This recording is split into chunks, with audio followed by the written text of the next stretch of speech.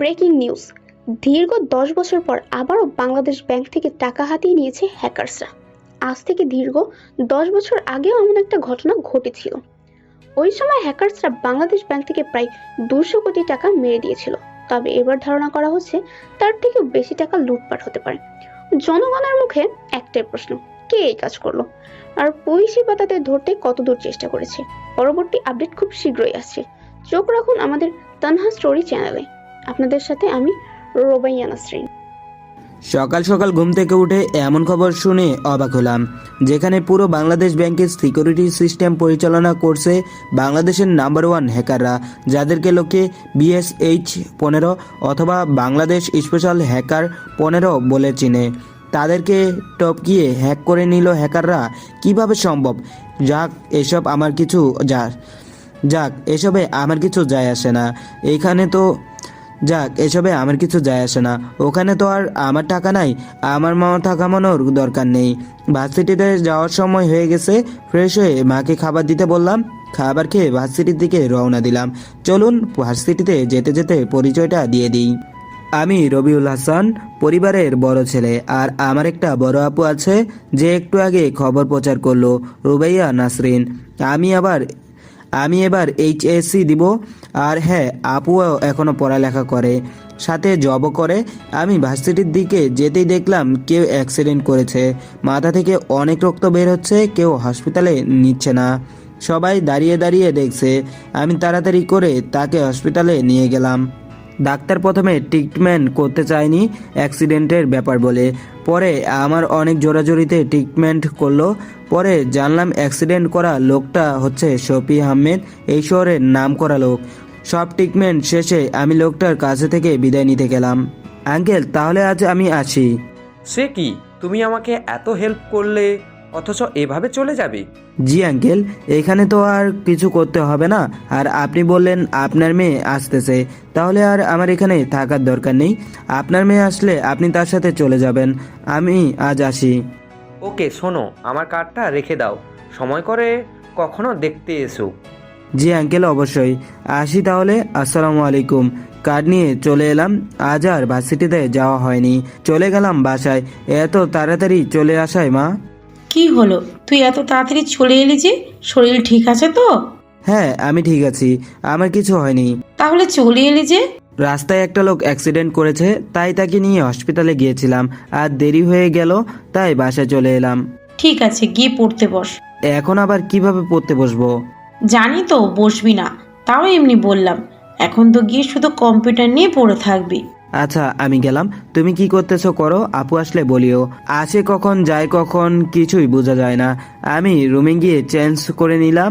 তারপর মায়ের কথা মতো বসে পড়লাম কম্পিউটার নিয়ে। কিছুক্ষণ কম্পিউটার চালিয়ে বের হয়ে গেলাম। একটু ঘুরবো, মাঝে মধ্যে বিকাল টাইমে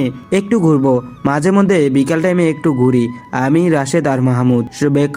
বিকালে আমরা আড্ডা দিতে চলে গেলাম নদীর কাছে। আজকের খবর দেখেছিস? কেন, কি হয়েছে? তুই জানিস না ব্যাংক লুটপাট করা হয়েছে? জানি, তাতে আমার কি? কি বলিস, তোর কি মানে? দেশের এতগুলো টাকা গায়েব হয়ে গেল আর তুই বলছিস তোর কি? আচ্ছা, এখন কি করতে পারি? তুই আবার কি করবি? তাহলে আমার উপর কেন প্রেশার দিচ্ছিস? না, এমনি বললাম। চল ওই দিকে গিয়ে বসি। তারপর আমরা সেদিকে চলে গেলাম। কিছু সময় আড্ডা দিয়ে চলে আসলাম। বাসায় এসে পড়তে বসলাম। কিছুক্ষণ পর আপু আসলো। আজকে দেখছি তুমি অনেক ক্লান্ত। কি আর করব বল, ব্যাংক ডাকাতি করছে কিছু হ্যাকার, রিপোর্ট তো করতেই হবে। তা অবশ্য ঠিক। আচ্ছা, তুমি বিশ্রাম নাও, আমি একটু পড়ি। আপু চলে গেল। আমি পড়া শেষে খাবার খেতে রুম থেকে বের হয়ে আসলাম। মা, খাবার দাও, খিদে পেয়েছে। মাকে ডাকতে হবে না, আমি দিচ্ছি। মা, খাবে না? খেয়েছে মা, তুই আর আমি খাইনি। ওকে দাও, খিদে পেয়েছে খুব। ওকে দিচ্ছি। তারপর আপু খাবার দিল, আমি খেয়ে রুমে চলে এলাম। সবাই ঘুমিয়ে গেল। এদিকে কেউ একজন বসে গেল কম্পিউটার নিয়ে। লক্ষ্য হলো কে বা কারা ব্যাংক থেকে টাকা মেরে দিছে তা বের করা। নিজের কম্পিউটার ওপেন করলো, ঢুকে গেল ডার্ক ওয়েবসাইটে। কিছু সময় বিচরণ করার পর তেমন কাউকে পাইনি। তবে এভাবে বসে থাকলে তো হবে না, কিছু তো একটা করতেই হবে। আমার দেশের মানুষের টাকা মেরে দিবে, আমি চুপ করে বসে থাকবো তা তো হয় না। আরও কিছু সময় ধরে কম্পিউটার চালাতে লাগলো, এমনভাবে কিবোর্ড চাপ দিচ্ছে যেন পুরো হাতটাই মেশিন। অনেকক্ষণ কম্পিউটার চালিয়ে একটা জিনিস চোখে পড়লো, যেটার মাধ্যমে এই হ্যাকারকে ধরা যেতে পারে। কিন্তু যে ফাইলে তথ্যটা ছিল সেটা ওপেন করতেই ডিলিট হয়ে গেল। কিছু বুঝতেই পারেনি, আর কিছু না ভেবে কম্পিউটার ছেড়ে উঠে গেল। আমি সকালে ঘুম থেকে উঠে দেখি কিছুটা দেরি হয়ে গেল। আমি আরও আগে ঘুম থেকে উঠি, তাড়াতাড়ি ফ্রেশ হয়ে ভার্সিটির দিকে রওনা দিলাম। ভার্সিটির গেট দিয়ে ঢুকতে দেখলাম কিছু মেয়েকে কিছু ছেলে ডিস্টার্ব করতেছে। আমি সেখানে গেলাম। ছেলেগুলোকে আমি আগে থেকেই চিনি, আমাদের সিনিয়র, আর মেয়েগুলো আমার ওই ক্লাসের। আমি সেখানে গিয়ে বললাম, আরে ভাই কি করতেছেন? এরা তো আপনাদের ছোট বোনের মতো, কেন ডিস্টার্ব করতেছেন? ছেড়ে দিন তো ভাই, খামাখা ডিস্টার্ব করে কি লাভ? তুই কে রে যে তোর কথায় এদের যেতে দেব? ভাই এরা আমার ক্লাসের, তাই বলছিলাম কি এদের ছেড়ে দিন। বেশি বক বক না করে এখান থেকে যা তো, যত সব। ওকে ভাই যাচ্ছি, তবে ক্লাসে নয়, প্রিন্সিপালের কাছে। কি বললি? আমাদের নামে বিচার দিবি? যা দেখি তোর প্রিন্সিপাল কি করে। আমি আর কিছু না বলে প্রিন্সিপাল স্যারের কাছে চলে গেলাম। স্যার আর আমি এসে দেখি ওখানে কেউ নেই। স্যার তো রেগে গেল আমার উপর। স্যার আমার কথা বিশ্বাস না করে চলে গেল। আমি আর কি করব, আমি ক্লাস করতে চলে গেলাম। ক্লাস করার মাঝে প্রিন্সিপাল স্যার আসলো আর আমাকে দাঁড় করালো। তুমি বলছিলে তোমার ক্লাসের কোনো মেয়েকে সিনিয়ররা ডিস্টার্ব করতেছে, এটা কি সত্যি? জি স্যার। তাহলে সেই মেয়েগুলো কোথায়, দেখাও তো। ওই যে ওরা। ঠিক আছে, আমি দেখছি ব্যাপারটা। স্যার চলে গেল, আমরা ক্লাস করতে লাগলাম। ক্লাস শেষ করে বাসায় চলে এলাম। রীতিমতো বিকালে আড্ডা দেওয়া শেষ করে বাসায় গিয়ে পড়তে বসলাম। পরের দিন ভার্সিটির দিকে রওনা দিলাম, কিন্তু মাঝখানে গিয়ে গাড়ি থেমে গেল। কতগুলো লোক মিলে আমাকে ঘিরে ধরলো। আমি কিছু বুঝে ওঠার আগেই তারা আমার মুখে রুমাল দিয়ে চেপে ধরলো। আমি জ্ঞান হারালাম। যখন জ্ঞান ফিরল তখন দেখি ভার্সিটির বড় ভাইগুলো সামনে দাঁড়িয়ে আছে। বুঝলাম কাহিনী খুব খারাপ হতে যাচ্ছে। ভাই আপনারা আমাকে কিডন্যাপ করলেন? কি মনে করছিস তুই প্রিন্সিপালকে বলে মেয়েগুলোকে সারিয়ে নিয়ে যাবি আর আমরা কিছু করব না? তা কেমনে হয় তুই বল? ভাই ভুল হয়ে গেছে, আর করব না, মাফ করে দিন। ভয় পেলি? আরে এখন তো সবে শুরু। তোকে আজ এমন মার দিব যাতে কখনো আর সামনে দাঁড়াতে না পারিস। না ভাই, আর কখনো এমন করব না, ভুল হয়ে গেছে, মাফ করে দিন। তোর কোনো মাফ নেই, এই মার তোরা। আমাকে মারতে যাবে তার আগেই পুলিশ চলে এলো। আমি নিজেও অনেক অবাক, এখানে কেন পুলিশ?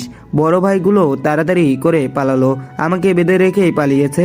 আমি বাধা আছি দেখে একজন পুলিশ আমার কাছে আসলো আর বেঁধে রাখার কারণ জানতে চাইলো। আমিও বলে দিলাম, তারপর আমাকে খুলে দিয়ে বাসায় আসতে বলল। আমিও চলে এলাম, তবে বাসায় নয়, ভার্সিটিতে। কারণ বাসায় গেলে মা আবার কত প্রশ্ন করবে হিসাব নাই। তার থেকে ভালো ভার্সিটিতে থাকা। প্রথম ক্লাস তো চাঁদে গেল। পরের ক্লাস করতে ঢুকলাম, তখনই আমার ফোনে কে যেন ফোন দিল। বের করে দেখি আননোন নাম্বার, তাই কেটে দিলাম। কিন্তু কিছু সময় পর আবার ফোন এলো, তখন রিসিভ করলাম। কে বলছেন? আমি তোমার বন্ধু রাশেদের বাবা বলছি। আসসালামু আলাইকুম আঙ্কেল, আপনি? তোমার ক্লাস শেষ হলে আমার বাসায় এসো তো। আঙ্কেল কোনো সমস্যা? না তেমন কিছু না, একটু এসো। জি আঙ্কেল আসবো, এখন রাখি তাহলে। ফোন কেটে দিয়ে ক্লাস করতে মনোযোগ দিলাম। ক্লাস শেষ করে রাশেদ আর আমি রাশেদের বাসার দিকে রওনা দিলাম। রাশেদ মাহমুদ আমি একই ভার্সিটিতে পড়ি। রাশেদের বাসায় গিয়ে দেখলাম আঙ্কেল মনমরা করে বসে আছে। আমি কারণ জানতে চাইলে বলে কিছুক্ষণ পরে বলবে। তারপর ওখানে দুপুরের খাবার খেলাম। দেখলাম আন্টিও মনমরা হয়ে আছে, কাহিনী তেমন ভালো লাগছে না। তাই তাড়াতাড়ি খাবার শেষ করে আঙ্কেলের থেকে জানতে চাইলাম কি হয়েছে। রাশেদ তুমি ভিতরে যাও, রবিউলের সাথে আমার কথা আছে। আঙ্কেল কি হয়েছে? সবাই এমন মনমরা হয়ে আছেন কেন? আন্টিও দেখছি মনমরা হয়ে আছে, কি হয়েছে বলবেন প্লিজ? তুমি তো জানো ব্যাংক থেকে কেউ টাকা হাতিয়ে নিয়েছে। হ্যাঁ জানি। ওখানে আমার টাকাও ছিল, আর সবচেয়ে বড় কথা কি জানো? কি আঙ্কেল? তুমিও ভেতরে যাও, আমি একটু পার্সোনাল কথা বলতে চাই। জি আঙ্কেল বলেন। তুমি তো কম্পিউটারের অনেক কিছু জানো তাই না? এই একটু একটু কেন আঙ্কেল? তুমি জানো বাংলাদেশ ব্যাংক কারা নিয়ন্ত্রণে রাখে? জানি, BSH 15। জানো এটা সদস্য কতজন? 15 জন। আমিও সে 15 জনের একজন। কি আপনিও তাদের একজন? আমরা ওই হ্যাকারের কোনো হদিশ পাচ্ছি না, কি করব এখন বলো? আমি তো এসব কিছুই জানি না। আপনারা এত বড় টিমের একজন মেম্বার, আমি এখানে কি করতে পারি?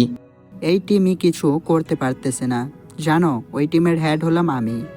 আর সরকার আমার উপর প্রচুর চাপ দিচ্ছে, আমি কিছুই করতে পারতেছি না। তাহলে আমি কি করতে পারি? গত বছর কম্পিউটার প্রতিযোগিতায় একটা লকার ভাঙার প্রতিযোগিতা ছিল, ওটাতে তুমি প্রথম হয়েছিলে তাই না? জি, কিন্তু ওটার সাথে এটার কি সম্পর্ক? আছে সম্পর্ক, হয়তো তুমি আমাদের কোনো সাহায্য করতে পারবে। কি বলেন আঙ্কেল? আমি কিভাবে? ওটা তো সামান্য একটা প্রতিযোগিতা ছিল, আর এখানে তো পুরো ব্যাংকের কাজ। আমি কিভাবে কি করব? সেটা না হয় তুমি আমাদের অফিসে গেলেই দেখবে তুমি কি করতে পারো। তবে আমার বিশ্বাস তুমি চাইলে কিছু একটা করতে পারো। আচ্ছা, আপনি যখন বলছেন তখন না হয় যাব, কিন্তু আমি জানি না পারবো কি না কিছু করতে। ওকে, তুমি গেলেই পারবে। আমি তোমাকে ফোন দিয়ে বলে দিব কি কি করতে হবে। ওকে আঙ্কেল, তাহলে আজ আসি। আজ থেকে যাও, কালকে তোমাকে নিয়ে অফিসে যাব। না আঙ্কেল, আমি কালকে আপনার অফিসে যাব। আপনি ফোন দিয়ে বলে দিয়েন আমাকে কি করতে হবে। তারপর আমি আঙ্কেলের থেকে বিদায় নিয়ে বাসায় চলে এলাম। বিকালে আর ঘোরাঘুরি করা হয়নি, বসে পড়লাম কম্পিউটার নিয়ে। মা খেতে অনেকবার ডাকলো, কিন্তু আমি বলেছি পরে খাবো। শেষে মা বিরক্ত হয়ে বলল টেবিলে রাখা আছে, খেয়ে নিতে। আমি কম্পিউটারে খুব বেশি মনোযোগ দিলাম, এতে বেশি মনোযোগ দিলাম যে কখন 3টা বেজে গেল বুঝতেই পারিনি। তারপর ঘুমিয়ে গেলাম। সকালে মায়ের চিল্লাচিল্লিতে ঘুম থেকে উঠলাম। কি হয়েছে তোর? রাতে খেলি না, আবার এখন ঘুম থেকে উঠতেছিস না কেন? মা, আর একটু ঘুমাই। আবার ঘুম? কয়টা বাজে, ভার্সিটিতে যাবি না? না, আজ একটা কাজ আছে। তোর যা ইচ্ছে করে, আমি গেলাম। যদি আবার এসে দেখি এখনো শুয়ে আছিস, তাহলে কপালে খারাপ কিছু হবে, মনে রাখিস। আচ্ছা ঠিক আছে, উঠতেছি। এত চিল্লাইতে হবে না। তাড়াতাড়ি উঠে খাবার খেয়ে নে। ঠিক আছে, তুমি যাও, আমি ফ্রেশ হয়ে আসছি। তারপর মা চলে গেল, আমি ফ্রেশ হয়ে খেয়ে নিলাম। তারপর কি কি করতে পারি চিন্তা করতে লাগলাম। কিছুক্ষণ পর রাশেদের বাবা ফোন দিল। জি আঙ্কেল, বলেন। তুমি কি এখন আসতে পারবে? জি, কোথায় আসতে হবে বলেন। তুমি বাসা থেকে বের হলে একটা কার পাবে, সাদা রঙের, ওটাতে উঠে যাও। তারপর? তুমি ওঠো, তারপর ড্রাইভার তোমাকে নিয়ে আসবে। Okay uncle. তারপর আমি মাকে বলে বের হয়ে গেলাম। বাইরে এসে গাড়ি দেখতে পাই, তারপর গাড়িতে উঠে গেলাম। গাড়ি চলতে থাকলো। কিছুক্ষণ গাড়ি চলার পর অফিসের সামনে গিয়ে থামলো। আমি অফিসের ভিতরে ঢুকতে যাব, কিন্তু সিকিউরিটি আমাকে ঢুকতে দিচ্ছে না। আমি শেষে উপায় না পেয়ে আঙ্কেলকে ফোন দিলাম। আঙ্কেল তাদের সাথে কথা বলে পরে আমাকে যেতে দেয়। আমি গিয়ে দেখলাম একটা রুমের সামনে আঙ্কেল দাঁড়িয়ে আছে। আমি আঙ্কেলের কাছে গিয়ে বললাম, আঙ্কেল সিকিউরিটি খুব স্ট্রং, আসতেই তো দিচ্ছে না। তা তো হবেই। আচ্ছা চলো দেখি তুমি কি সাহায্য করতে পারো। জি আঙ্কেল, চলেন। আঙ্কেল আমাকে নিয়ে একটা রুমে গেল। এত ভালো মানের সিস্টেম আমি আগে কখনো দেখিনি। এখন কিভাবে কি করব কিছুই তো বুঝতেছি না। আর এখানে যারা আছে সবাই মাস্ক পরে আছে। আমি আঙ্কেলকে বললাম, সবাই মাস্ক পরে আছে কেন? এখানে সবাই শুধু আমাকে চেনে, আর কেউ কাউকে চেনে না। সবার পরিচয় গোপন করা, বুঝতেই পারছো কত বড় কাজ করতে হয়। জি আচ্ছা, চলেন আপনাদের কম্পিউটারের কি অবস্থা একটু দেখি। দেখো, এই 15টা আমাদের কম্পিউটার। ওই হ্যাকার আমাদের কম্পিউটার নিজের আয়ত্তে রেখেছে। আমরা কোনো কম্পিউটার ওপেন করতে পারছি না। ওকে, আমি দেখতেছি কি করা যায়। একটা চেয়ার নিয়ে বসে গেলাম কম্পিউটারের সামনে। কিবোর্ডে হাত চালাতে লাগলাম, কিন্তু কিছুতেই কম্পিউটার ওপেন হচ্ছে না। আঙ্কেল, এখানে হেড কম্পিউটার কোনটা? এটা এটা আমি চালাই। মেইন ডিভাইস হচ্ছে এটা। এখান থেকে সব কম্পিউটারে সার্ভিস দেওয়া হয়। ঠিক আছে, আমি মেইন কম্পিউটারের সামনে গিয়ে বসে পড়লাম। কিবোর্ড প্রচুর হাত চালাচ্ছি, কিন্তু কোনোভাবেই কম্পিউটার ওপেন হচ্ছে না। শেষে একটা সিদ্ধান্ত নিলাম। আঙ্কেল, আপনার কম্পিউটারের সব ডাটা কি শুধু এখানে আছে নাকি অন্য কোথাও আছে? সব ডাটা কপি করা আছে। তাহলে তো আর কোনো সমস্যাই নেই। এবার আপনাদের সব কম্পিউটার ওপেন হয়ে যাবে। কিভাবে? এই যে দেখেন কিভাবে হয়। কম্পিউটার সব কানেক্টর ডিসকানেক্ট করে দিন, মানে সব লাইন অফ করে দিন। তাহলে করেন আগে, তারপর বুঝবেন। তারপর আঙ্কেল সব লাইন ডিসকানেক্টেড করে ফেললো। তারপর আমি মেন কম্পিউটারটা সার্কিট থেকে খুলে নিয়ে ফেললাম। তারপর আঙ্কেলকে বললাম আবারও সব কানেক্টর ঠিক করতে। কিন্তু তুমি এটা খুলে নিলে কেন? এটাই তো আমাদের সবচেয়ে গুরুত্বপূর্ণ কম্পিউটার। আর হ্যাকাররা এই কম্পিউটারটি তাদের করে রাখছে, মানে তারা কন্ট্রোল করতেছে। এটা ছাড়া বাকি কম্পিউটারগুলো ওপেন হবে, দেখেন হয় কি না। তারপর আঙ্কেল আমার কথা মতো মূল কম্পিউটারটা ছাড়া বাকিগুলো কানেক্ট করলো, আর সাথে সাথে আমার কথা মতো কম্পিউটার ওপেন হয়ে গেল। এসব কেমনে কি হলো কিছুই তো বুঝলাম না। হ্যাকাররা এখানে সব কম্পিউটারে হাত দেয়নি, তারা কোনোভাবে জানতে পেরেছিল আপনাদের মূল কম্পিউটার কোনটা, তাই হ্যাকাররা আপনার মূল কম্পিউটার তাদের কন্ট্রোলে রেখেছে। এখানে কি আমরা হ্যাকারদের ধরতে পারবো? সেটা আপনারা বুঝবেন কিভাবে কি করবেন। আমি আসলাম, তারপর আমি চলে আসতে যাব, তখনই আঙ্কেল একটা প্যাকেট দিয়ে বলল, এই নাও, তুমি অনেক কষ্ট করলে, এখানে 50,000 টাকা আছে, রেখে দাও। না আঙ্কেল লাগবে না, আমি আপনাদের হেল্প করতে পেরেছি তাতে অনেক। আরে কি বলো, নাও, কাজে লাগবে। এটা যদি দিতে হয় কোনো পথের ধারের কোনো অসহায় মানুষকে দিয়েন, তাহলে সে অন্তত আর কষ্ট করে বেঁচে থাকবে না, কিছুটা হলেও স্বচ্ছ হবে। তুমি যদি এটাই চাও তাহলে আমি এটাই করব। তবে হ্যাঁ, তোমার সাহায্য আমাদের আবারও লাগতে পারে। তখন না হয় জানবেন। আসি, ভালো থাকবেন। তারপর আমি চলে এলাম BSH 15 এর অফিস থেকে। ওখানে প্রায় আমার 2 ঘন্টা লাগলো। তারপর আবারও বাসায় চলে এলাম, বাসায় এসে ফ্রেশ হয়ে নিলাম, দুপুরে ভাত খেয়ে ঘুমিয়ে পড়লাম। বিকালে কারো ফোনে ঘুম ভেঙে গেল, চোখ খুলে দেখি মাহমুদ ফোন দিছে। আমি ফোন রিসিভ করে বললাম, বল। কোথায় তুই? এই তো ঘুমাচ্ছিলাম। আড্ডায় আসবি না? কিছুক্ষণ পরে আসবো, তুই কোথায়? আমি আর রাশিদ নদীর পাশে বসে আছি। ওকে, আমি আসতেছি। তারপর ফোন কেটে দিয়ে ঘুম থেকে উঠে ফ্রেশ হয়ে নাস্তা করে আড্ডা দিতে চলে গেলাম। বন্ধু একটা কথা বলতো, কি কথা? তুই কি কখনোই প্রেম করবি না? হাই রে প্রেম, আমার যে চেহারা, প্রেম করা তো দূরের কথা, কোনো মেয়ে তাকায় না, আবার প্রেম। হা হা হা, জানি জানি, সব জানি। কি জানিস? কত মেয়ে তোর উপর ক্রাশ খেয়ে আছি জানিস? জানি, তেল মারতে হবে না।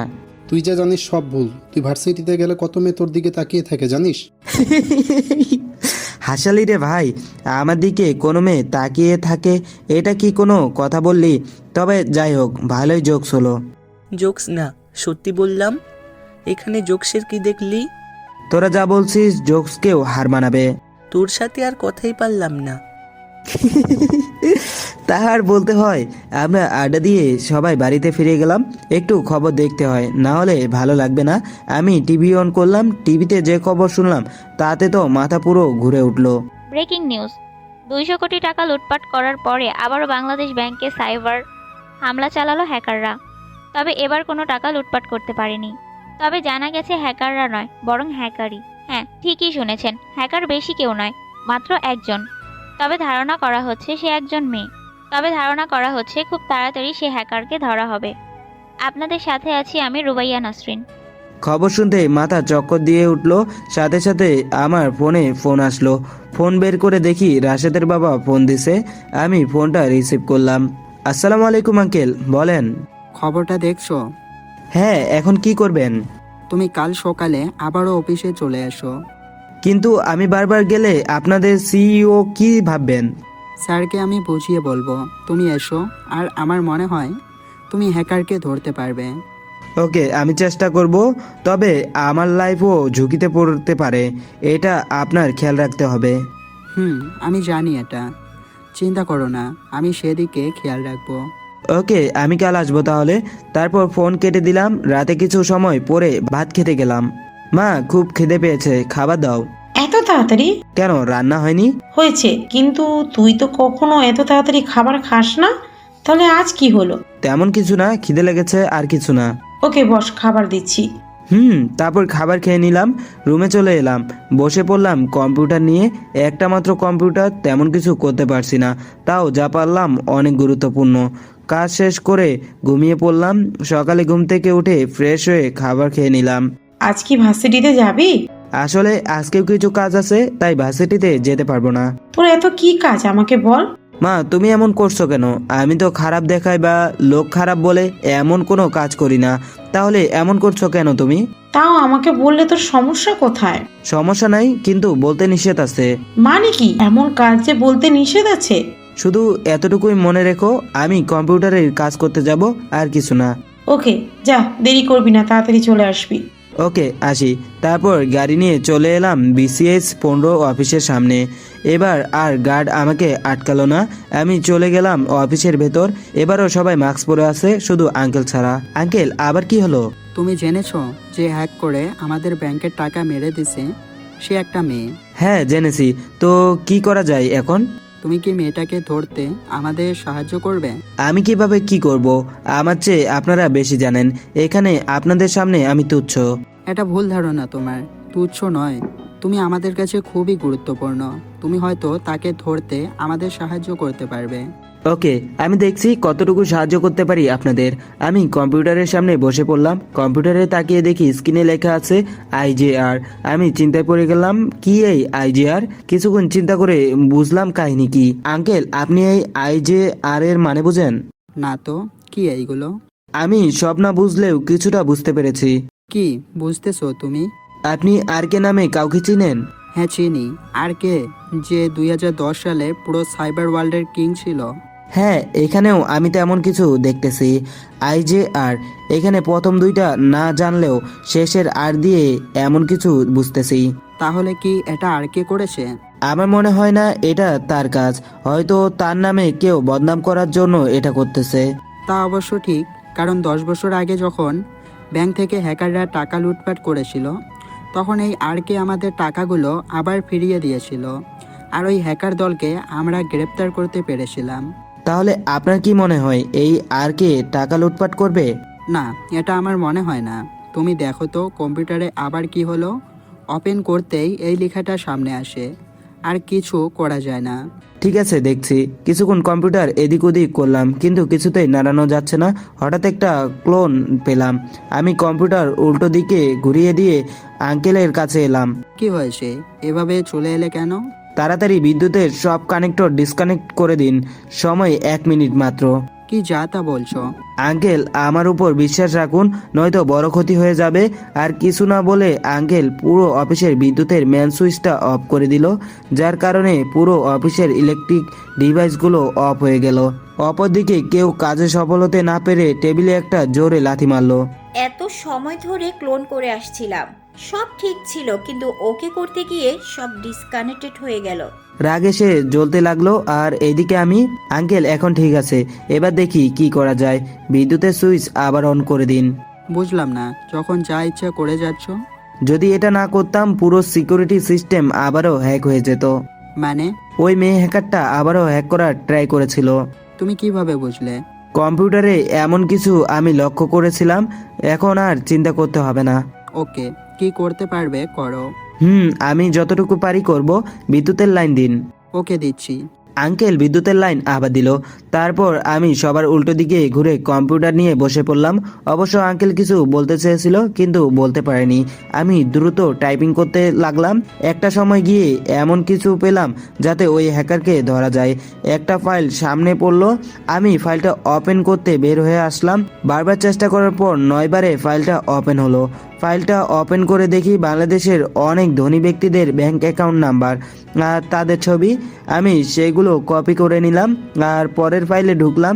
দ্বিতীয় ফাইলে ঢোকার সাথে সাথে কম্পিউটারের পর্দা কালো হয়ে গেল।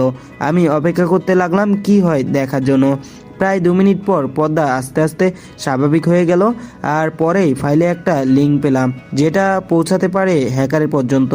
আমি লিঙ্কটি কপি করে নিয়ে পাশের আরেকটি ফাইলে ঢুকিয়ে দিলাম। কিছু করতে পারলে? হ্যাঁ পেরেছি, অনেক কিছু, যেটা হ্যাকারকে ধরতে আপনাদের সাহায্য করবে। দ্যাটস গুড, তুমি চালিয়ে যাও।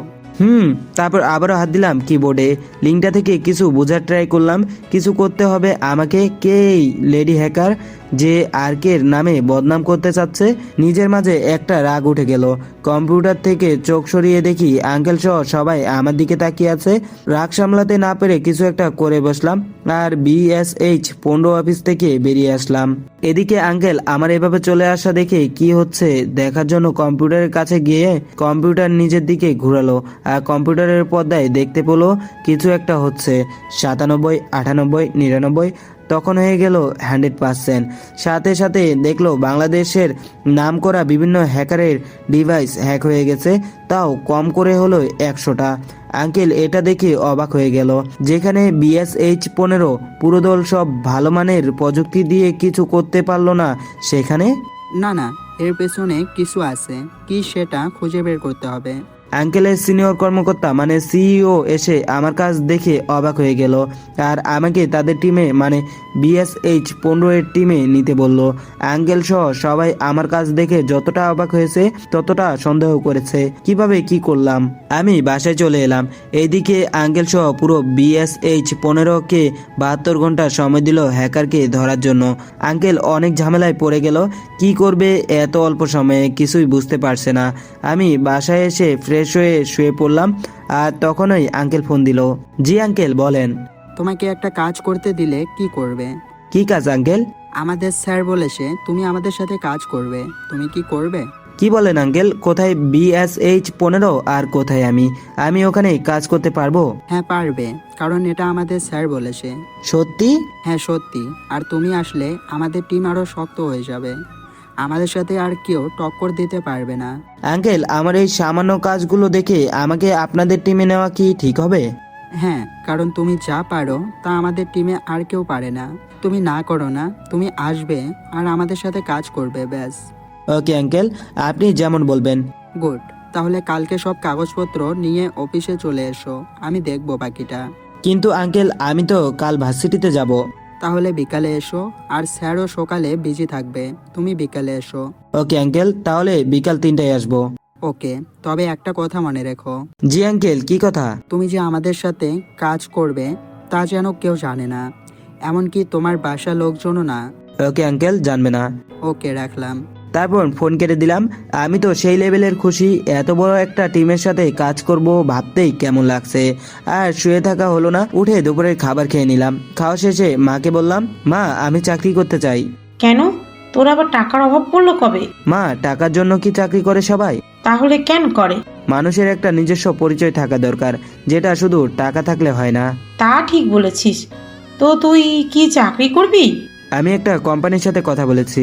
কি, তুই চাকরি করবি, তাও অন্যের কোম্পানিতে? হ্যাঁ করব, তাতে সমস্যা কোথায়? এটা কি ভালো দেখায় বল? মা তুমি জানো আমি কারো কথায় কাজ করি না, নিজের যোগ্যতায় কাজ করি। ওকে, তুই যা ভালো মনে করিস কর। আজ বিকালে যাব, দোয়া করো। তা কি আর বলতে হয়। ওকে, এখন একটু ভার্সিটি থেকে ঘুরে আসি। ওকে, যা, সাবধানে যাস। গেলাম। তারপর খাবার টেবিল থেকে রুমে চলে আসলাম। ভার্সিটিতে যাওয়ার জন্য রেডি হলাম, তখনই ফোন এলো। ফোনের দিকে তাকিয়ে দেখি রাশেদ ফোন দিছে। বল। আজও কি ভার্সিটিতে আসবি না? আজ আসবো, এখন রেডি হচ্ছি। ওকে আয়, তোর জন্য একটা সারপ্রাইজ আছে। কি সারপ্রাইজ? আগে আয়, তারপর দেখবি। ওকে আসি, তোরা থাকিস। ওকে আয়। তারপর ফোন কেটে দিলাম। রেডি হয়ে ভার্সিটির দিকে রওনা দিলাম। ভার্সিটিতে ঢুকেই দেখি পরিবেশটা খুব বেশি শান্ত অন্য দিনের থেকে। আমি রাশেদের কাছে গেলাম কাহিনী কি জানার জন্য। কি হয়েছে ভার্সিটিতে এত শান্ত কেন পরিবেশ? বড় ভাইয়েরা কি এখন ডিস্টার্ব করা ছেড়ে দিয়েছে নাকি? তা কি ইচ্ছে করে ছাড়ছে? মানে ইচ্ছে করে না ছাড়লে কেমনে ছাড়লো? তোর দিকে যে মেয়েটা তাকিয়ে থাকে বলেছিলাম, সেই মেয়েটার কারণেই আজ পরিবেশটা এত শান্ত। মানে? আর কি মানে, তুই জানিস তোর দিকে কে তাকিয়ে থাকে? না তো, কে তাকিয়ে থাকে আমার দিকে? আমাদের ক্লাসের ইসরাত, ওকে চিনিস? হ্যাঁ চিনি, কিন্তু তেমন ভালো করে না। তাহলে আমি বলছি, ওর পুরো নাম ইশরাত জাহান রিয়া, আমরা রিয়া বলে ডাকি। আর ও তোর দিকে তাকিয়ে থাকে। মজা করার আর জায়গা পেলি না? আরে কি বলিস, মজা না, সত্যি বলছি। আমার মনে হয় ও তোকে ভালোবাসে। জানি না আমি। তুই কেমনে জানবি? তুই তো আর এখানে থাকিস না। বল কি করবি এখন? আমি কি করব? পারলে গিয়ে প্রপোজ কর। কি? আমি প্রপোজ করব? পারবো না, তাও তোদের কথায় প্রপোজ করতে যাব? হাসালি। সাহস থাকলে প্রপোজ করে দেখাতো। তোদের কথায় প্রপোজ করতে যাব, তারপর 2-4টা চর খাবো, তারপর মুখে হাত দিয়ে তোদের সামনে এসে বলবো, বন্ধু রাজি তো হয়নি, বরং 4টা চর দিছে। তোর কথা শুনে মনে হচ্ছে তুই প্রপোজ করলি, তারপর তোকে মারলো, আর এসে আমাদের বলছিস। যদি এমন হয় তখন? তখনেরটা তখন দেখা যাবে, আগে গিয়ে প্রপোজ কর। পারবো না। সাহস থাকলে তো পারবি। কি বলতে চাস? কিছু না, শুধু এটা বলতে চাই, তোর সাহস বলতে কিছু নেই। আর থাকলে একটা মেয়েকে প্রপোজ করতে এত ভয় পাচ্ছিস কেন? দেখ রাগাবি না, আমি কি পারি তা জানলে তোরা এখনই প্যান্ট নষ্ট করে ফেলবি। হাসালি রে হাসালি, তুই কি পারিস তা দেখতেই পাচ্ছি। একটা মেয়েকে প্রপোজ করতে পারছিস না, আর তুই যদি পারিস প্যান্ট ভিজানোর মতো কিছু পারিস না। যদি মেয়েটাকে প্রপোজ করি তখন তোরা কি করবি বল? তুই যা বলবি তাই করব। আর যদি তুই প্রপোজ করতে না পারিস, আমরা যা বলি তা করতে হবে। ওকে করব, তবে যদি প্রপোজ করতে গিয়ে চট থাপ্পড় খায় তাহলে তোদের নিস্তার নেই। যা যা, আগে প্রপোজ কর, তারপর দেখা যাবে কি করতে পারবি। সত্যি সত্যি গেলাম কিন্তু। জানি জানি তোর দ্বারা প্রপোজ হবে না। আরে দেখতে হবে না আমাদের বন্ধু কত ভীতু। ওকে তোরা দ্বারা আমি গেলাম, কিন্তু একটা সমস্যা আছে। কি সমস্যা? প্রপোজ করতে তো ফুল লাগে, কিন্তু আমার কাছে তো ফুল নেই। 5 মিনিট দাঁড়া, আমি ফুল আনতেছি। তারপর মাহমুদ দৌড়ে ফুল আনতে চলে গেল, আর আমি রাশেদকে বললাম, তুই তো জানিস আমি কি করতে পারি। জানি জানি, কম্পিউটার ছাড়া আর কি পারিস? ঠিক আছে, তোদের জন্য হলেও আজকে প্রপোজ করব। 2 মিনিট পর মাহমুদ গোলাপ ফুল নিয়ে চলে এলো আর আমার হাতে দিয়ে বলল গিয়ে প্রপোজ করতে। কি আর করার, শেষে উপায় না পেয়ে মেয়েটার সামনে গেলাম, হাতে গোলাপ। রিমার সামনে গিয়ে বললাম, আমি কিছু জানি না, বন্ধুরাই বলেছে, ভয়ে কি বলছি নিজেও জানি না। বন্ধুরা কি বলছে? তুমি নাকি আমার দিকে তাকিয়ে থাকো, আর তারা বলল তোমাকে প্রপোজ করতে। আই লাভ ইউ ফুলগুলো দিয়ে সাথে সাথে ঠাস ঠাস। তোর সাহস কি করে হয় আমাকে প্রপোজ করার? রিয়া আমাকে চর মেরেছে, তাও একটা না, টানা 2টা। কেন, তুমি তো আমার দিকে সারাক্ষণ তাকিয়ে থাকো, মিথ্যা বলতে পারবে? তুই কি মনে করেছিস আমি তোর দিকে তাকাই? আর তাকালে যে ভালোবাসতে হবে তা তো না। রিয়া, আমার বন্ধুরা বলেছে বলে নয়, আমিও তোমাকে ভালোবাসি। ভার্সিটিতে তোমায় যেদিন প্রথম দেখেছি সেদিন থেকে ভালোবাসি, কিন্তু ভয়ে বলতে পারিনি। তুই ভালোবাসিস বলে আমারও ভালোবাসতে হবে তা তো না। আমি সত্যি তোমাকে ভালোবাসি। ঠাস, আর কখনো আমার সামনে যাতে তোকে না দেখি। তারপর রিয়া চলে গেল। তারপর আমার চোখ দিয়ে পানি গড়িয়ে পড়লো। বন্ধুরা তো রিয়ার ব্যাপারটা কিছুদিন ধরে খেয়াল করেছে, কিন্তু আমি রিয়াকে সে অনেক আগে থেকে ভালোবাসি, যেটা আমার বন্ধুরা জানে না। কিন্তু রিয়া আমাকে পুরো ভার্সিটির সামনে এভাবে অপমান করবে তা কখনো ভাবিনি। সত্যি রিয়াকে অনেক ভালোবেসে ফেলেছি।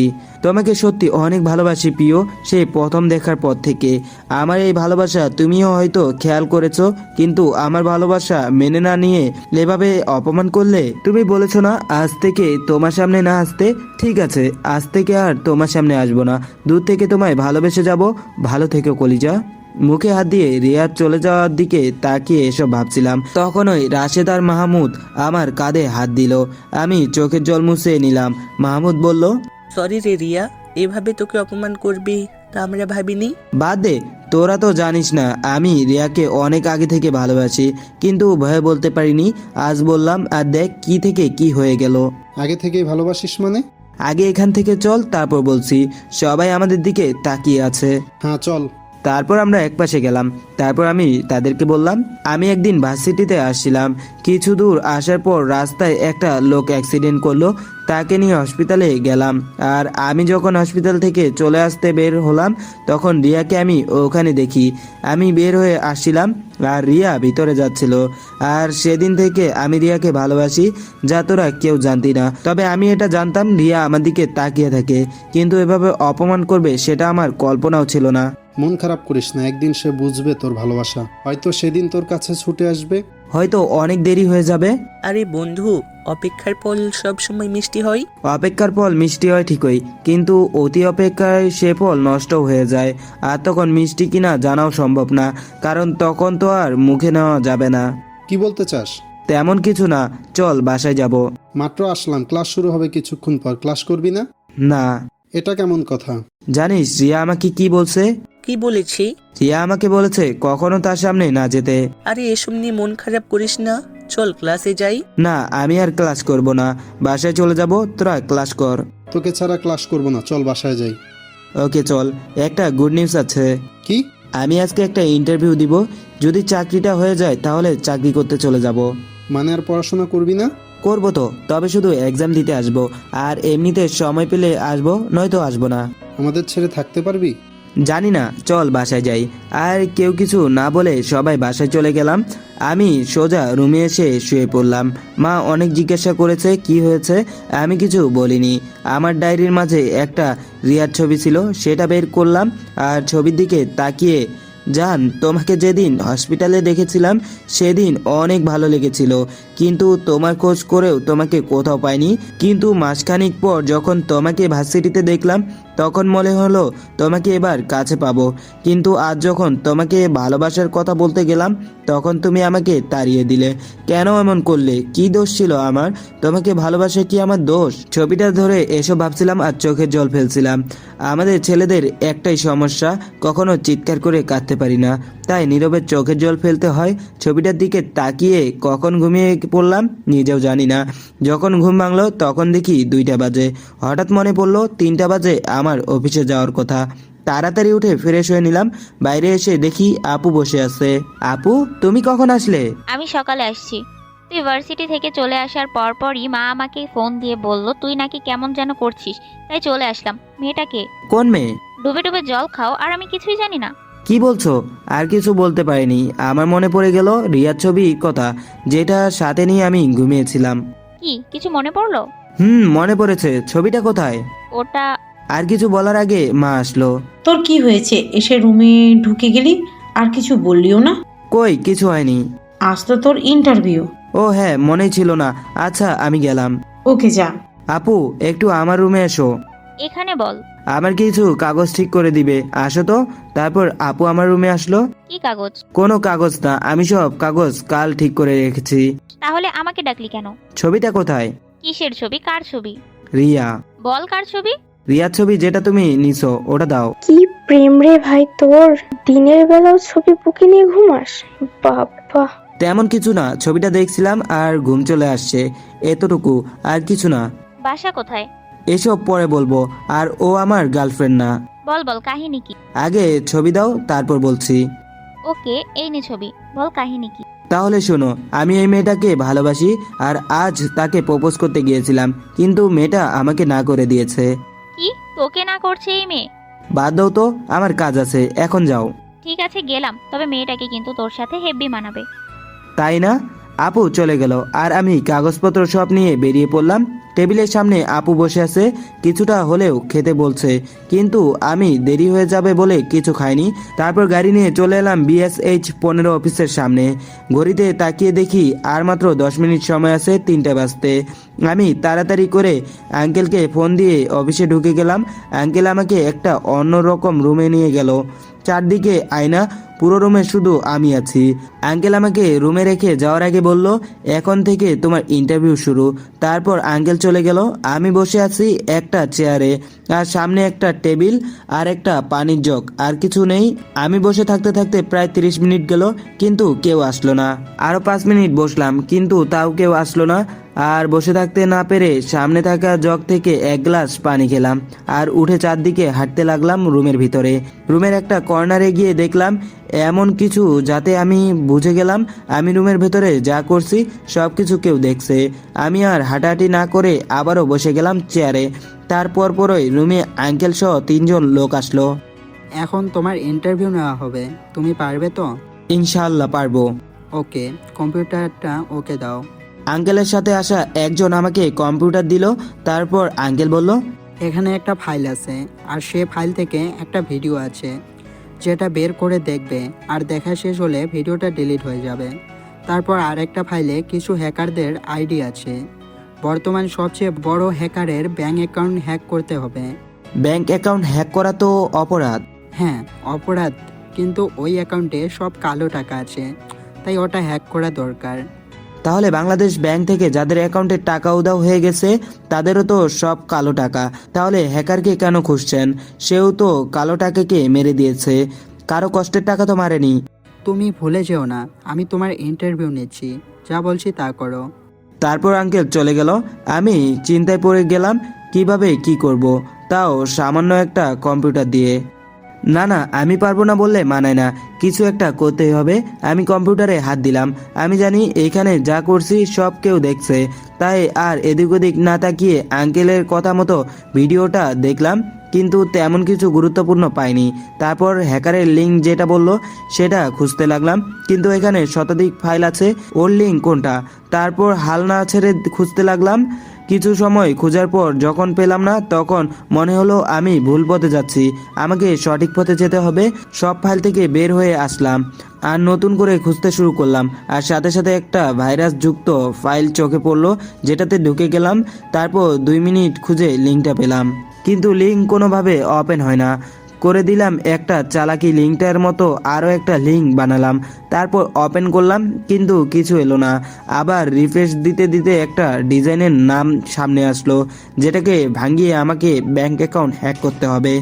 কিন্তু এভাবে করতে গেলে অনেক সময় লাগবে, তাই অন্যভাবে করার ট্রাই করলাম। আগে যে ডিভাইসটা সামনে আসলো সেটা হ্যাক করলাম, তারপর ওই ডিভাইসের সব ইনফরমেশন কপি করে আমার ডিভাইসে নিয়ে আসলাম। ইনফরমেশনগুলো 5 মিনিট দেখে নিলাম, তারপর হ্যাক করা ডিভাইসটি দিয়ে ব্যাংক অ্যাকাউন্ট চেক করলাম, কিন্তু অ্যাকাউন্টের ভিতর কোনোভাবেই ঢুকতে পারছি না, পাসওয়ার্ড অনেক হার্ড করে দেওয়া। তারপর হ্যাক করা ডিভাইসটি ড্যামেজ করে দিলাম, পুরো ব্যাংকের কাজটা আমার ডিভাইসে নিয়ে আসলাম। এখন আমার ডিভাইসের সাথে ব্যাংকের ডিভাইস কানেক্ট করা। আমি আবারও ট্রাই করলাম ব্যাংক অ্যাকাউন্ট হ্যাক করতে, কিন্তু কোনোভাবেই হচ্ছে না। সময় প্রায় 20 মিনিট চলে গেল। তারপর কিছু একটা ভেবে আমি কম্পিউটার ছেড়ে রুমের মধ্যে হাঁটা শুরু করলাম। আমার হাঁটা দেখে আমার উপর যারা লক্ষ্য রাখছে তারা অবাক হয়ে গেল। আমি 2 মিনিট হাঁটার পর কিছু একটা ভেবে আবারও কম্পিউটারের সামনে বসে পড়লাম। তারপর একটা ফাইল বানালাম, ফাইলের নাম দিলাম পাসওয়ার্ড। ফাইলের মধ্যে একটা ভাইরাস মেক করলাম, ফাইলটা আরেকটা ডিভাইসে কানেক্ট করে এটাকে সেন্ড করে দিলাম। ফাইলটা লোডিং হচ্ছে, 100% হতেই আমার স্ক্রিনে সাকসেসফুল লেখা আসলো, আর সাথে সাথে আমি দাঁড়িয়ে গেলাম। আর সাকসেসফুল লেখাটা যেতেই যেটা দেখলাম, বিশ্বাস করুন পাঠকবিন্দু, মোটে প্রস্তুত ছিলাম না। এই ফাইলে মাত্র 10,000 টাকা দেখাচ্ছে। আমার মাথায় রাগ উঠে গেল। পুরো 30টা মিনিট সময় দিয়ে মাত্র 10,000 টাকা। যাক, অপারেশন তো সাকসেসফুল হয়েছে। আমি কম্পিউটার ছেড়ে সামনে থেকে 1 গ্লাস পানি খেলাম। গ্লাস রাখতেই কেউ দরজা খুলে ভিতরে আসলো। দেখলাম আঙ্কেল সহ আরও একজন ভিতরে আসলো। গুড জব বেটা। এখানে তো মাত্র 10,000 টাকা দেখাচ্ছে। হ্যাঁ, যা আছে তাই দেখাচ্ছে। মানে? ওটা আমার অ্যাকাউন্ট, সর্বোচ্চ সিকিউরিটি দিয়ে রাখছিলাম, কিন্তু তুমি তো ভেঙে ফেললে। আমরা সবাই চেষ্টা করছি 3 দিন ধরে সিকিউরিটি সিস্টেমটা ভাঙার জন্য, কিন্তু কেউ পারিনি। স্যারই সিস্টেমটা দিয়েছেন, কিন্তু তুমি? পাশের জন আঙ্কেলের সিনিয়র মানে সিইও। কেমনে কি করলে তুমি? এই সিস্টেমটা দিতে আমার পুরো 1 দিন সময় লাগছে, আর তুমি মাত্র 30 মিনিটে তা ভেঙে দিলে। Good job. আজ থেকে তুমি আমাদের সাথে আসো। কংগ্রাচুলেশন। Thank you sir. তোমার কাগজগুলো দাও, সাইন করে দিচ্ছি। আজ থেকে তুমি আমাদের সাথে আসো। পরশু থেকে তোমার ট্রেনিং শুরু। মনে রাখবা তোমার কাজ কি সেটা যাতে কেউ না জানে। জি স্যার। আজ তুমি আসতে পারো, কাল সকাল 10টায় চলে আসবা। ওকে স্যার, আসি। তারপর আমি চলে আসলাম। অনেক খুশি আমি, কারণ এত বড় একটা টিমের সাথে কাজ করব। বাসার দিকে মিষ্টি নিয়ে রওনা দিলাম। জানি এখন আপু বাসায় আছে, বিকাল টাইম, তাছাড়া আপু আজকে অফিস থেকে আগে চলে আসছে। মিষ্টি নিয়ে বাসায় এসে কলিং বেল চাপ দিলাম। একটু পর আপু এসে দরজা খুললো। হাতে এসব কি? মিষ্টি। কিসের মিষ্টি? যে চাকরির জন্য আমি গিয়েছিলাম সেটা হয়ে গেছে। সত্যি? নাও মিষ্টি খাও। ডাইনিং টেবিলে বসে প্যাকেট থেকে মিষ্টি বের করে আপুকে খাইয়ে দিলাম। মা কোথায়? আছে রুমে, দাঁড়া আমি ডেকে দিচ্ছি। আপু মাকে ডেকে আনলো, তারপর মাকেও মিষ্টি খাইয়ে দিলাম। তারপর রুমে চলে গেলাম, ফ্রেশ হয়ে নিলাম, তারপর নাস্তা করে নিলাম। দুপুরের ভাত খাইনি, তাই নাস্তা করে আড্ডা দিতে বের হলাম। জানি না আর কখনো তাদের সাথে আড্ডা দেওয়া হবে কিনা। মন খারাপ, তাও কিছু করার নেই। আমি রাশেদ আর মাহমুদকে ফোন দিলাম আর আড্ডার জায়গায় আসতে বললাম। আমি রিক্সা নিয়ে চলে গেলাম নদীর পাশে আড্ডা দিতে। সবার সাথে অনেক আড্ডা দিলাম। আসার সময় রাত হয়ে গেল, তাই 3 জন মিলে একটা রেস্টুরেন্টে ঢুকে ডিনার করে নিলাম। তারপর বিদায় নিয়ে চলে এলাম। রাত অনেক হয়েছে, তাই আপু আর মাকে ফোন দিয়ে খেয়ে ফেলতে বললাম। আমি বাসায় এসে কলিং বেলের চাপ দিতে আপু দরজা খুলে দিল। আজকে এত রাত করলি যে? আসলে আজ একটু বেশি আড্ডা দিয়ে ফেললাম। জানি না আর কখনো এমন আড্ডা দেওয়া হবে কিনা। ঠিক আছে, মন খারাপ করিস না, যা গিয়ে ঘুমিয়ে পড়। ওকে, তুমিও ঘুমিয়ে পড়ো। Good night. Good night. আপু চলে গেল, আমি আমার রুমে চলে এলাম। তারপর কিছু একটা ভেবে রিয়ার ছবিটা বের করলাম, আর ছবিটা দেখে ভাবতে লাগলাম হাজারো কথা। ছবিটা হাতে নিয়ে ঘুমিয়ে পড়লাম। সকালে আপু কান ধরে টেনে তুললো। কি ব্যাপার, এভাবে তুললে কেন? ভার্সিটিতে যাবি না? যাবো তো। কয়টা বাজে দেখছিস? আমি ঘড়ির দিকে তাকিয়ে দেখি 9টা বেজে গেছে। এতক্ষণ পর ডাকলে? কি আর করার, আগেও ডাকছি তুই উঠলি না, তাই কান ধরে তুললাম। তা আজ তুমি অফিস যাওনি? আজ অফ ডে। ও, তাহলে তুমি আজ বাসায় থাকবে? হ্যাঁ। ওকে, বিকালে তোমাকে নিয়ে ঘুরতে বের হবো। আপু ফ্রি থাকলে আপুকে নিয়ে প্রায় ঘুরতে বের হই। ওকে, এখন রেডি হয়ে নে, ভার্সিটি যেতে হবে তো। ওকে, তুমি যাও, আমি আসি। তারপর আপু চলে গেল। আমি ফ্রেশ হতে গিয়ে মনে পড়লো রিয়ার ছবির কথা, তাই তাড়াতাড়ি ফ্রেশ হয়ে বাইরে এসে দেখি বিছানায় ছবি নেই। আমি জানি ছবিটা আপু সরিয়েছে, তাই রেডি হয়ে আপুর কাছে গেলাম। প্রচুর খিদেও পেয়েছে, দেখি কি আছে, দাও, খিদে পেয়েছে। বস, খাবার দিচ্ছি। আপু খাবার দিল, আমি খেয়ে নিলাম। মা আর আপু আগেই খেয়ে নিছে, তাই আমি একাই খেলাম। আপু তুমি কি কালকের ছবিটা আবারও নিছো? হ্যাঁ, ওটা তোর কম্পিউটারের সামনে রাখছি, ওটা নিয়েই তো সারাদিন পড়ে থাকিস। ঠিক আছে, আমি গেলাম। ওকে, যা। তারপর আমি রুমে গিয়ে ছবিটা নিয়ে ভার্সিটিতে চলে গেলাম। আজকেও কোনো ক্লাস করব না, তাই বই খাতা কিছু নেই নাই। রিক্সা নিয়ে ভার্সিটিতে চলে গেলাম। রাশেদ আর মাহমুদ আগে থেকে বসে আছে, আমিও তাদের কাছে গেলাম। কিছু সময় আড্ডা দিলাম আর রিয়াকে খুঁজতে লাগলাম। সেটা যদিও রাশেদ বা মাহমুদ জানে না। আরও কিছু সময় আড্ডা দেওয়ার পর হঠাৎ রিয়াকে দেখলাম। আমি রাশেদ আর মাহমুদকে বসতে বলে রিয়ার কাছে গেলাম। রিয়া, কি হয়েছে আপনার? কালকের থাপ্পড় কি আবার খেতে ইচ্ছে করছে? আমি তোমাকে কিছু বলতে চাই। কি কথা বলবেন তাও আমি জানি, এখন যান, নয়তো কালকে মার আবার দিব। এই মেয়ে, কি বলি তা শুনবে তো, শুধু দৌড়ের উপর থাকো কেন? আপনার কোনো কথা শোনার ইচ্ছে আমার নেই। তোমার না থাকলেও শুনতে হবে। যদি না শুনি? শুনতে তোমাকে হবেই। না, আমি শুনবো না। রিয়াকে যেতে না দিয়ে তার হাত ধরে ফেললাম। প্লিজ যেও না, শুধু একটু শুনে যাও। ঠাস। হ্যাঁ, ঠিকই শুনেছেন, রিয়া আমাকে চর মারলো। আমাকে চর মারছে দেখে রাশেদ আর মাহমুদ দৌড়ে এলো আর রিয়াকে বলল, তোমার কি হয়েছে রিয়া? সে কখন থেকে দেখছি রুবি তোমাকে কিছু বলতে চাচ্ছে, তা তুমি শুনতেছো না কেন? আমি জানি কি বলবেন। তাহলে বল, কি বলবে? ভালোবাসি ছাড়া আর কি বলবে? এটাই চিনলেও কি ও তোমাকে ভালোবাসি বলতে আসেনি? তাহলে তুমি জিজ্ঞাসা করো কি বলতে এসেছে। কি বলবেন? কি হলো, বল, কি বলবি? রিয়া, আমি তোমাকে সত্যি ভালোবাসি। আর কিছু বলতে পারলাম না। জানতাম তো এটাই বলবেন। আমার কথা শেষ হয়নি। ওকে, তাড়াতাড়ি বলেন। তুমি কাল বলেছিলে না যেন তোমার সামনে আর না আছি।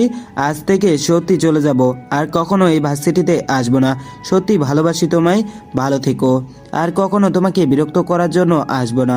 আল্লাহ হাফেজ। এই বলে আমি ওখান থেকে কিছু দূর চলে এলাম আর আমার পেছন পেছন রাশেদ আর মাহমুদও এলো।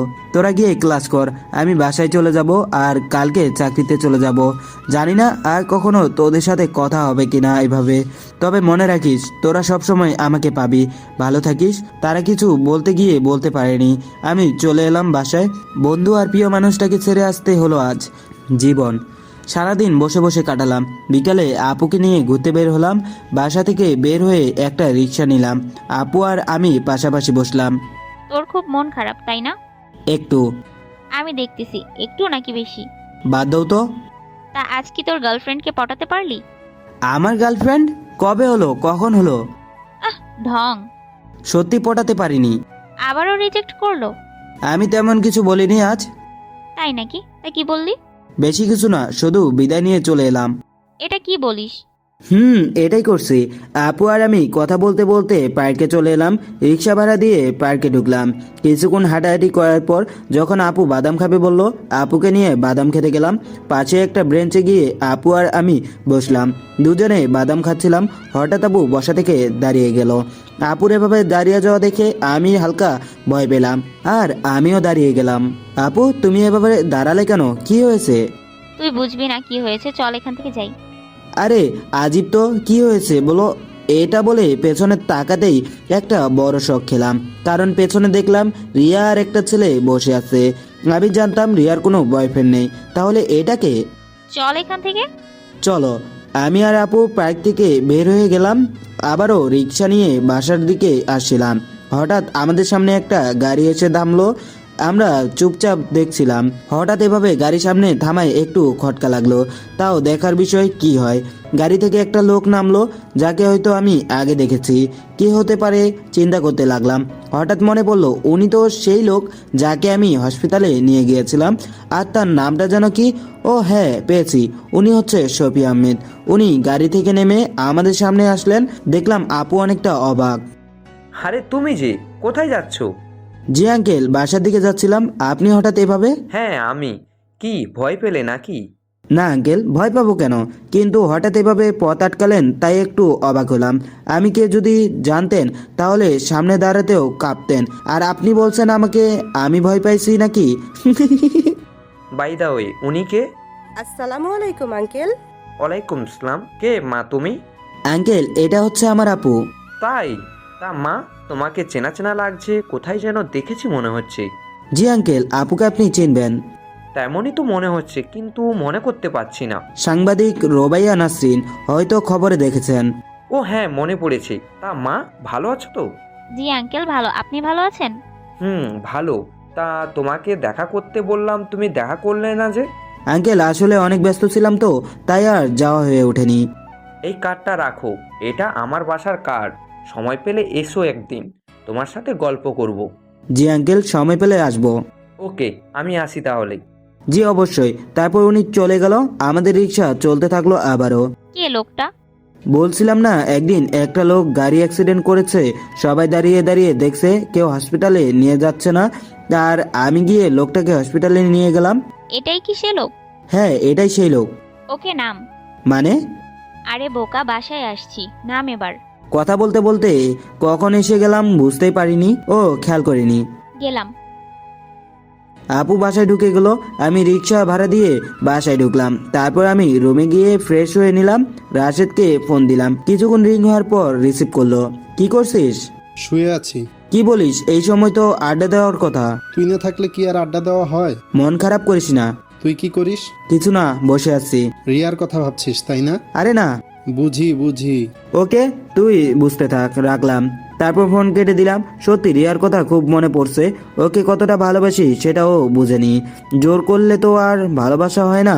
আজ আর কোনো পড়াশোনা হয়নি। প্রায় রাত 11টা পর্যন্ত আপু আর আমি আড্ডা দিলাম।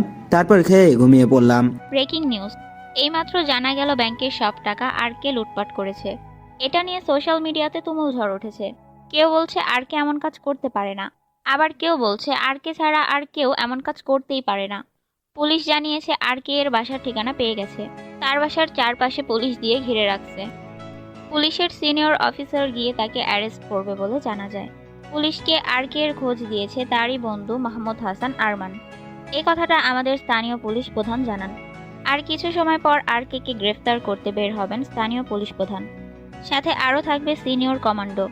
কারণ আর কে কখন কি করে বসে তার কোনো হিসাব নেই। যদিও তাকে ধরতে যাচ্ছে, কিন্তু সবার মনে এক অজানা ভয় কাজ করছে।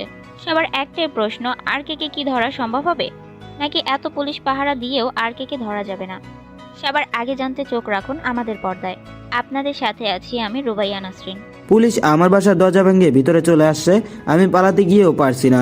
শেষে উপায় না পেয়ে জানালা দিয়ে লাফ দিলাম। ও মা গো, কোমর ভাঙলো রে। এই, একদম চিল্লাবি না। কতবার ডাকতে হয় তোকে? আমি ঘুমের মাঝেই স্বপ্ন দেখছিলাম। ঘুমেছিলাম তো। আর কত ঘুমাবি? ওঠ এবার। উঠছি। তারপর আপু চলে গেল। আমি উঠে বসলাম। কি ভয়ানক স্বপ্ন দেখলাম। কি হতে যাচ্ছে আমার সাথে? কোনো খারাপ কিছু? না, আর ভাবতে পারছি না। উঠে ফ্রেশ হয়ে নিলাম। তারপর নাস্তা করতে টেবিলে বসলাম। নাস্তা করে রেডি হয়ে বের হলাম। অফিস যাব। BSH 15 গাড়ি নিয়ে অফিস চলে গেলাম। আঙ্কেলের সাথে দেখা হলো। কেমন আছো? জি আঙ্কেল, ভালো। আপনি ভালো আছেন? ভালো। তোমার বাসায় সবাই কেমন আছে? জি ভালো। শোনো, তুমি এখানে প্রকাশ্যে আর আসবে না। মাস্ক পরে আসবে, যাতে কেউ তোমাকে না চেনে। Okay uncle. নাও, এটা পরে নাও। আমি মাস্কটা পরে নিলাম। আঙ্কেল আমাকে সবার সাথে পরিচয় করে দিল। যদিও শুধু নামটা জানে, কেউ কারো চেহারা দেখতে পারে না। আঙ্কেল আমাকে একটা টেবিল দেখিয়ে দিল। আমি সেখানে গিয়ে বসলাম। আঙ্কেল আমাকে সব কাজ বুঝিয়ে দিলেন। আমি কম্পিউটার ওপেন করলাম। সবার সামনে একটা বড় মিশন, হ্যাকারকে ধরা। কে এই হ্যাকার? আমি কিবোর্ডে চাপ দিলাম। খুঁজতে লাগলাম হ্যাকারকে। সময় পেরিয়ে যাচ্ছে, কিন্তু হ্যাকারের কোনো খোঁজ পাচ্ছি না। সিও সহ বড় বড় অফিসার চাপ দিতে লাগলো। হ্যাকারকে খুঁজে না পাওয়ায় ওনারা সোজা দোষ দিচ্ছে আমাদেরকে। আমরা টাকা হাতিয়েছি, নয়তো হ্যাকারকে ধরতে আমাদের কাছে এত সময় লাগতো না। ওনারা আমাদের দোষ দিচ্ছে, সব কিছুই করতে পারছি না। খুঁজতে খুঁজতে 3 দিন হয়ে গেল, তাও কোনো কিছু হচ্ছে না। আমি রাতের বেলা বাসায় বসে কাজ করছিলাম, হঠাৎই মেল আসলো। ওপেন করে দেখি কিছু নাম্বার আর একটা ভয়েস। আমি ভয়েসটা প্লে করলাম। আমাকে ধরতে চাওয়া তোমার কাছে বোকামি ছাড়া কিছুই না। ভুলে যাও ব্যাংকের কথা। যাদের ব্যাংক অ্যাকাউন্ট থেকে টাকা হাওয়া হয়ে গেছে, তারা কেউ কষ্ট করে টাকাগুলো কামাই করেনি, সব গরিবের টাকা মেরে ব্যাংকে জমিয়েছে। সো ভুলে যাও ব্যাংকের ডাকাতির কথা। আমি ভয়েস শুনে বুঝতে পারলাম এটা সেই মেয়ে যে টাকাগুলো মেরে দিছে, আর নাম্বারগুলো ব্যাংক অ্যাকাউন্ট নাম্বার। ভালো করে মিলিয়ে দেখলাম নাম্বারগুলো সব বড় বড় লোকের নাম্বার, যাদের ব্যাংকে টাকা পড়ে থাকে। কত টাকা অ্যাকাউন্টে থাকে তা তারাও জানে না। মেয়েটির কাছে আমি ভয়েস দিতে গিয়ে দেখি ইমেল আর ওর দেওয়া ভয়েস নাম্বার সব হাওয়া হয়ে গেছে। মেয়েটাকে চিনতেও পারলাম না, কারণ ভয়েসগুলো তার ছিল না, কারণ ভয়েসগুলো চেঞ্জ করা। চিন্তা করলাম যে মেল দিয়ে আমাকে নক করেছে সে মেল দিয়েই তাকে ট্র্যাক করব, কিন্তু তার হলো না। শেষে উপায় না পেয়ে আরেকটা কাজ করে নিলাম। এবার থেকে কেউ কিছু দিলে সেটা ডিলিট করলেও আমার একটা আলাদা ফাইলে রেকর্ড হয়ে যাবে। সব সেটিং করে অনেক রাত হয়, ঘুমিয়ে পড়লাম।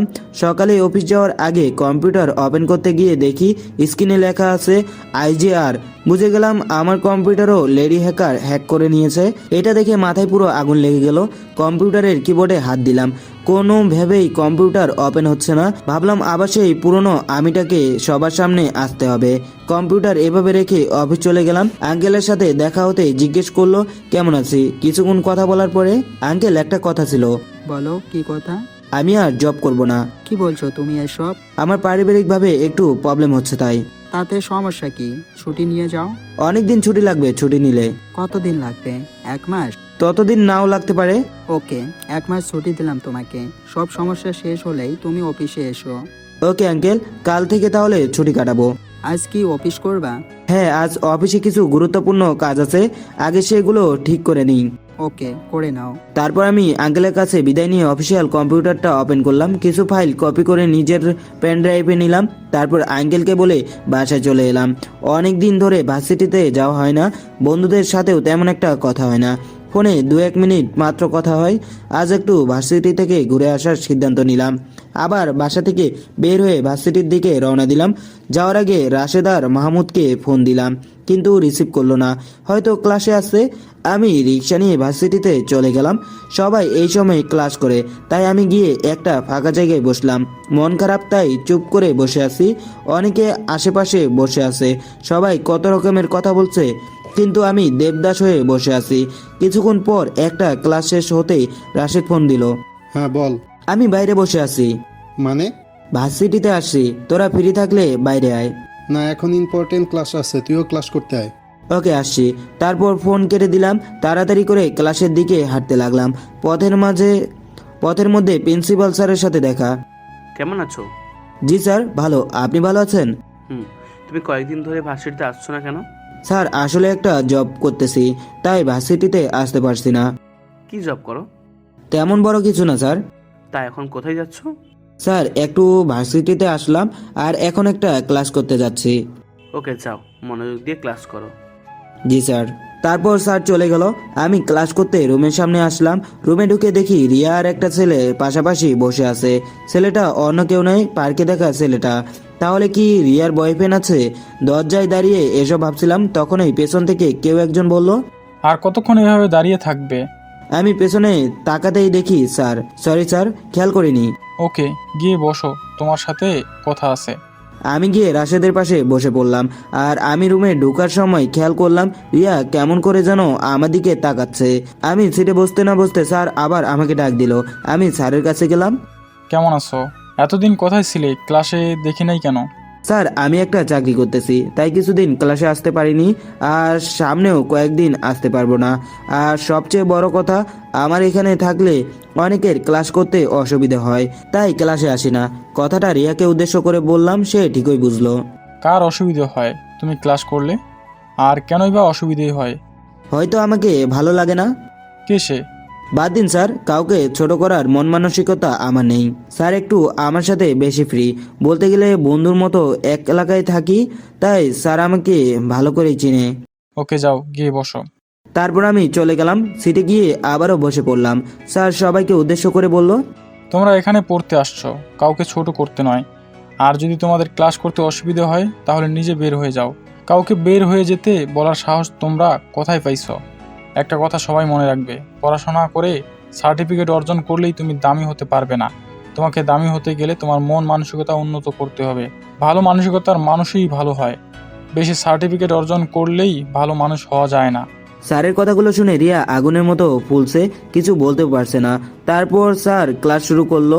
স্যারের ক্লাস শেষ করে সবাই বের হয়ে আসলাম। রাশেদ, আমি আর মাহমুদ গিয়ে একটা ফাঁকা জায়গায় বসলাম আর আড্ডা দিচ্ছিলাম। তখনই রিয়া সামনে এসে দাঁড়ালো। আমি কিছু না বলে বসে আছি, হয়তো স্যারের রাগগুলো আমার উপর ঝাড়বে। কিছু না বলায় রিয়া আরও রেগে গেল। তাও আমরা তিনজন আড্ডা দিতে লাগলাম। তুই না বলেছিলি কখনো আমার সামনে আসবি না? আপনি এভাবে কেন কথা বলছেন? তোর সাথে এর থেকে ভালো করে কথা বলা যায় না। কি বলেছিলি? কখনো আমার সামনে আসবি না। তাহলে আজ আসলি কেন? আর স্যারকে এসব কেন বললি? স্যার জিজ্ঞেস করেছে আমি কেন ক্লাসে আসি না, তাই আমি বললাম কেন ক্লাস করি না। তাই বলে? প্লিজ জানতো, ভালো লাগছে না। রিয়া কিছু বলতে না পেরে গজগজ করতে করতে চলে গেল। আমরাও আড্ডা দিতে লাগলাম। বেশ কিছুক্ষণ আড্ডা দেওয়ার পর ভার্সিটি ছুটি দিল। আমরা তিনজন বাইরে গিয়ে নাস্তা করলাম। আজ অনেক দিন পর দেখা, সবাই আড্ডা দিয়ে একেবারে বিকালে বাসায় গেলাম। আজ থেকে আর কখন দেখা হবে জানি না। সবা থেকে বিদায় নিয়ে আসলাম, রাতে খেয়ে ঘুমিয়ে পড়লাম।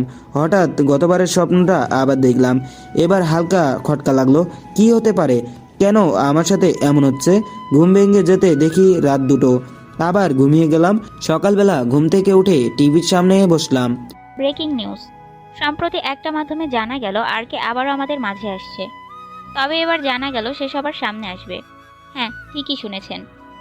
কয়েক বছর আগে বাংলাদেশের ব্যাংক থেকে টাকা হাতিয়ে নিয়েছিল হ্যাকাররা, কিন্তু আরকে সে টাকা আবারও জনগণের মাঝে ফিরিয়ে দেয়। আর এবার ব্যাংকের টাকা হাতিয়ে নেওয়ায় আরকে আবারও জেগে উঠেছে। সবার আগে তাজা খবর পেতে চোখ রাখুন আমাদের পর্দায়। আপনাদের সাথে ছিলাম রুবাইয়া নাসরিন। খবরটা শুনে অনেকে খুশি হলেও কিছু কিছু মানুষ প্যান্ট ভিজিয়ে ফেললো। যদি আরকে আবারও ড্রাগ ওয়েবে প্রবেশ করে তাহলে তো কারো অবস্থা ঠিক থাকবে না, এমনকি BSH-15কেও নাড়িয়ে তুলবে। আমি খবরটা শুনে মুচকি হাসলাম। এই হাসির মানে কারো জানা নেই। হঠাৎ একটা মেইল আসলো। হাজার চেষ্টা করেও আমাকে ধরতে পারবে না। আর কে? যদি বেশি বাড়াবাড়ি করো তাহলে ব্যাংক লুটপাতে তোমাকে জড়িয়ে দেব। রিপ্লাই দিলাম, সেটা না হয় পরেই দেখা যাবে, আগে তো দেখি আপনি কত বড় হ্যাকার। অবশ্য এত দুঃসাহসিকতার ফল কিন্তু আপনাকে দিতে হবে। আজ থেকে আপনার ঘুম হারাম করে দিলাম। পারলে করে দেখাও, দেখি তুমি কি করতে পারো। ওকে, দেখেন তাহলে আমি কি করতে পারি। আর কিছু বলার আগে মেল উধাও। আমি রাতের বেলায় কম্পিউটার ওপেন করতে দেখি লেডি হ্যাকার আবারও আমার কম্পিউটার হ্যাক করে নিছে। অবশ্য এটাই আমি চেয়েছিলাম, যাতে তাকে ধরতে আমার কোনো সমস্যা না হয়। সে তো আর জানে না কার কম্পিউটারে হাত দিছে। অফিস থেকে ছুটি নিয়েছি 2 দিন হলো। আজ আঙ্কেল আমাকে ফোন দিয়ে যা বলল তা শুনে আমি পুরোই অবাক। আঙ্কেল আমাকে বলল, তুমি কোথায়? আঙ্কেল বাসায়। কেন, কি হয়েছে? তুমি এখনই পালাও, তোমার বিপদ আছে। কি বলছেন এসব? যা বলছি করো, বিশ্বাস না হলে খবর দেখো। আমি আর কিছু না বলে টিভি অন করতে দেখি খবরে বলতেছে BSH-15-তে একজন নতুন লোক কাজ করছে, আর জানা গেছে ব্যাংকের সব টাকা সেই হাতিয়ে নিয়েছে। আমি খবরটা শুনে আকাশ থেকে বললাম, আমি তো কোনো টাকা মারিনি, তাহলে এসব তারা কিভাবে বলল? ফোনে আবারও কল আসে, বের করে দেখি ব্ল্যাক নাম্বার। অবাক হলাম, এটা আমার পার্সোনাল নাম্বার। খুব আপন কেউ ছাড়া কারো কাছে এই নাম্বার নেই। তাহলে এই নাম্বারটা কোথায় পেলো? ফোন রিসিভ করতে অফিস থেকে। কি ব্যাপার, এত ভয় পাওয়ার কি হলো? বলছিলাম না আমাকে ধরতে এসো না। দেখলে তো আমাকে ধরতে এসে নিজের কি হলো। কে আপনি, আর আমাকে কেন এসবে জড়ালেন? আমি যেই হই, আমার কথা না শোনায় আজ তোমার এমন অবস্থা। আপনি জানেন আমি চাইলে কি করতে পারি? ও হ্যাঁ, আরেকটা কথা ভুলে গিয়েছিলাম। তুমি কি সত্যি BSH-15-তে নতুন আসছো, নাকি আগেও এসব জানো? তা আপনাকে কেন বলবো? বলতে হবে না, আমি জানি কে তুমি। আরকের নামটা আমার খুব প্রিয়, আর তুমি সেই আরকে। আপনি এসব কিভাবে জানলেন? জানি আমি আরও অনেক কিছু জানি, তোমার পুরো পরিচয় জানি। শুধু একটু সমস্যা, এত করেও তোমার ছবি খুঁজেও পেলাম না। তোমার একটা ছবি পাঠিয়ে দিও তো। কখনো না। আপনি এত ভালো হ্যাকার হলে সে কবে আমার ছবি বের করে নিতেন। আর যাই হোক, আপনার এই ভুলের মাসুল দিতেই হবে। ফোন কেটে দিলাম। আবারও আঙ্কেল ফোন দিল। কি করব এখন? আমি জানি তুমি এসব করনি, আর তুমি নিজেকে নির্দোষ প্রমাণও করতে পারবে, কিন্তু তোমাকে সরকার সেই সময় দিবে না। তুমি এখন একটাই কাজ করতে পারো, তুমি পালিয়ে যাও। ওকে, দেখছি কি করা যায়। আমি আর কে, যে সাইবার ওয়ার্ল্ডের কিং, যাকে সবাই এই নামে চিনে। কিন্তু দুঃখের বিষয়, আমি লেডি হ্যাকারকে ধরার তেমন কোনো ট্রাই করিনি, কারণ টাকাগুলো কোনো গরিব বা নিজের কামাই করা টাকা ছিল না, তাই ধরার কোনো চেষ্টা করিনি। তাও এই লেডি আমাকে তার জালে জড়িয়ে নিল। এখন দেখ আমি কি করতে পারি। বাসার কাউকে কিছু না বলে নিজের ফোনটা বাসায় রেখে দিলাম, সব সিম ব্লক করে রাখলাম। তারপর আমার প্রিয় পেনড্রাইভ আর ডায়েরিটা পকেটে নিলাম, চলে গেলাম আমার একটা গ্রামের বন্ধুর বাসায়। সাথে ফোন নিলে ট্র্যাক করে আমাকে ধরে ফেলবে, তাই এটা করতে হলো। এখন গ্রামের একটা দোকানের সামনে দাঁড়িয়ে আছি, চারপাশে ভালো করে দেখছি, কিন্তু তেমন কিছু চিনতেছি না। অবশ্য আসার সময় আমি নতুন আরেকটা ফোনও সিম কিনে নিয়ে এলাম। সিমটা পথের একজন থেকে কিনে নিছি। ডায়েরিটা থেকে আমার গ্রামের বন্ধু শফিকের নাম্বার বের করে ফোন দিলাম। আসার সময় তাকে ফোন দেইনি, তাই সে জানে না আমি আসবো। প্রথমবার ফোন রিসিভ না করলেও পরের বার রিসিভ করলো। আসসালামু আলাইকুম, কে বলছেন? ওয়ালাইকুম সালাম, আমি রবিউল বলছি।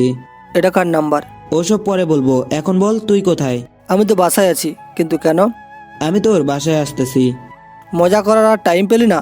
কি বলি, সত্যি বলছি, মজা করছি না। আচ্ছা ঠিক আছে, রাখছি। আরে ভাই, কি ভাবছেন আমি আসবো বলে কেটে দিছে? না রে ভাই, তাকে আগেও অনেকবার বলছি আসছি বেড়াতে, অনেকবার ফোন করে জানিয়েছি। ও এইবারও না এসে এমন করতেছি মনে করে ফোন কেটে দিছে। আমি আবারও ফোন দিলাম। কি হলো, কাটছিস কেন? নাকি আমি আসবো বলে ভয় পেলি? দেখ বন্ধু, সবসময় তো বলিস আসবি, কিন্তু কখনো আসিস না, বরং আমাকে বিরক্ত করিস। ওই শালা, নিতে আসবি কিনা বল? তুই কি সিরিয়াসলি আসবি? আসবো নয়, বরং তোদের গ্রামেই এসে গেছি, কিন্তু পথ চিনতেছি না। কি তুই সত্যি? আরে সত্যি আসছি। কোথায় আছিস এখন তুই? এখন এই মামা, আপনার দোকানের নাম কি? পেছনের দোকানদারকে বললাম, উনি ওনার দোকানের নাম বললো। শুনলি তো কোথায় আমি? তুই 1 মিনিট দাঁড়া, আমি এখন আসছি। ওকে আয়। ফোন কেটে দিয়ে 2 মিনিট হতেই শরীফ বাইক নিয়ে চলে এলো, এসে আমাকে জড়িয়ে ধরলো। কতদিন পর তোকে দেখলাম। তুই এখানে? আমার বিশ্বাস এখনো হচ্ছে না। চল, বাসায় নিবি না? কি বলিস, বাসায় নিব না মানে? চল চল। ওকে চল। হাতে এগুলো কি? তোদের জন্য নাস্তা নিলাম। শালা এসব নিয়ে কেন কষ্ট করতে গেলি? এখানে কষ্টের কি হলো, চল বেটা বাসায় যাই, অনেক টায়ার্ড। ওকে, বাইকে উঠ। নাস্তাগুলো নিতে হবে তো? ওকে, এগুলো রিক্সায় তুলে দি। ওকে। শরীফ একটা রিক্সা ডেকে নাস্তাগুলো তুলে দিল, আর শরীফের বাসায় নিয়ে আসতে বলল। হয়তো রিক্সাওয়ালা তার বাসা চিনে বা পরিচিত কেউ। আমরা বাইক নিয়ে চলে এলাম শরীফের বাসায়। শরীফের একটা ছোট বোন আছে, এবার অনার্সে ভর্তি হবে, আর বাবা মা আছে। শরীফ এখনো বিয়ে করেনি, তবে পাত্রী দেখছে। বাসায় যেতে সে কি আপ্যায়ন। রাতের খাবার খেয়ে শরীফ আর আমি রুমে গেলাম। তোর কাছে কি কম্পিউটার আছে? না, কম্পিউটার নেই, আমি কম্পিউটার রাখিনি, এসব ভালো লাগে না। কিন্তু তুই কম্পিউটার দিয়ে কি করবি? লাগতো, অনেকটা দরকার ছিল। তোর কাছে থাকবে না জানলে আমি নিয়ে আসতাম। কম্পিউটার নাই, তবে জান্নাতের একটা ল্যাপটপ আছে। কে জান্নাত? জান্নাত হলো আমার ছোট বোন। ও কি দিবে ল্যাপটপ? আরে কি বলিস, আমার বোন একদম লক্ষ্মীর মতো, দিবে না মানে? ওকে যা নিয়ে আয়। শরীফ ল্যাপটপ আনতে গেল, আমি রুমে বসে আছি আর চিন্তা করতেছি কিভাবে কি করব। হঠাৎ জান্নাত আর শরীফের কথা শুনতে পেলাম। তাদের কথা শুনে অবাক হয়ে গেলাম। বোন, তোর ল্যাপটপটা কি একটু দিতে পারবি? এইভাবে বলছো কেন ভাইয়া? লাগলে নিয়ে যাও। তাও তোকে না বলে নেওয়া কি ঠিক হবে? ভাইয়া তুমি না একদম বোকা বোকা কথা বলো। তোমার লাগলে নিবা, তাতে জিজ্ঞেস করার কি আছে? ওকে, যাচ্ছি। শরীফ ল্যাপটপ নিয়ে চলে এলো। জান্নাত একবারও জানতে চায়নি কেন লাগবে, কি করবে। আমার মনে হয় না অন্য কেউ হলে এত সহজে দিত। ও হ্যাঁ, আপনাদের বলেই রাখি, জান্নাত শুধু লক্ষ্মী মেয়ে নয়, বরং একটা হুরপরিও। এত সুন্দর পরীকেও হার মানাবে। তবে আমার সেদিকে কোনো ইন্টারেস্ট নেই। আমার কাজ আমি না করতে পারলে অনেক বড় একটা অপবাদ আমার কাঁধে পড়বে, তাই কাজে মনোযোগ দিতে হবে। শরীফ ল্যাপটপ আমার হাতে দিল। বস। তুই তো কাজ করবি, আমি বসে কি করব। এর রাতের বেলায়ও কি তোর কাজ আছে? না, কাজ নেই, তাহলে কি করব? তুই তো কোনো পার্সোনাল কাজও করতে পারিস। হ্যাঁ, পার্সোনাল কাজ করব, তবে তোর কাছে এটা লুকিয়ে রাখা ঠিক হবে না। তাই তুইও বস আর দেখ আমি কি করি।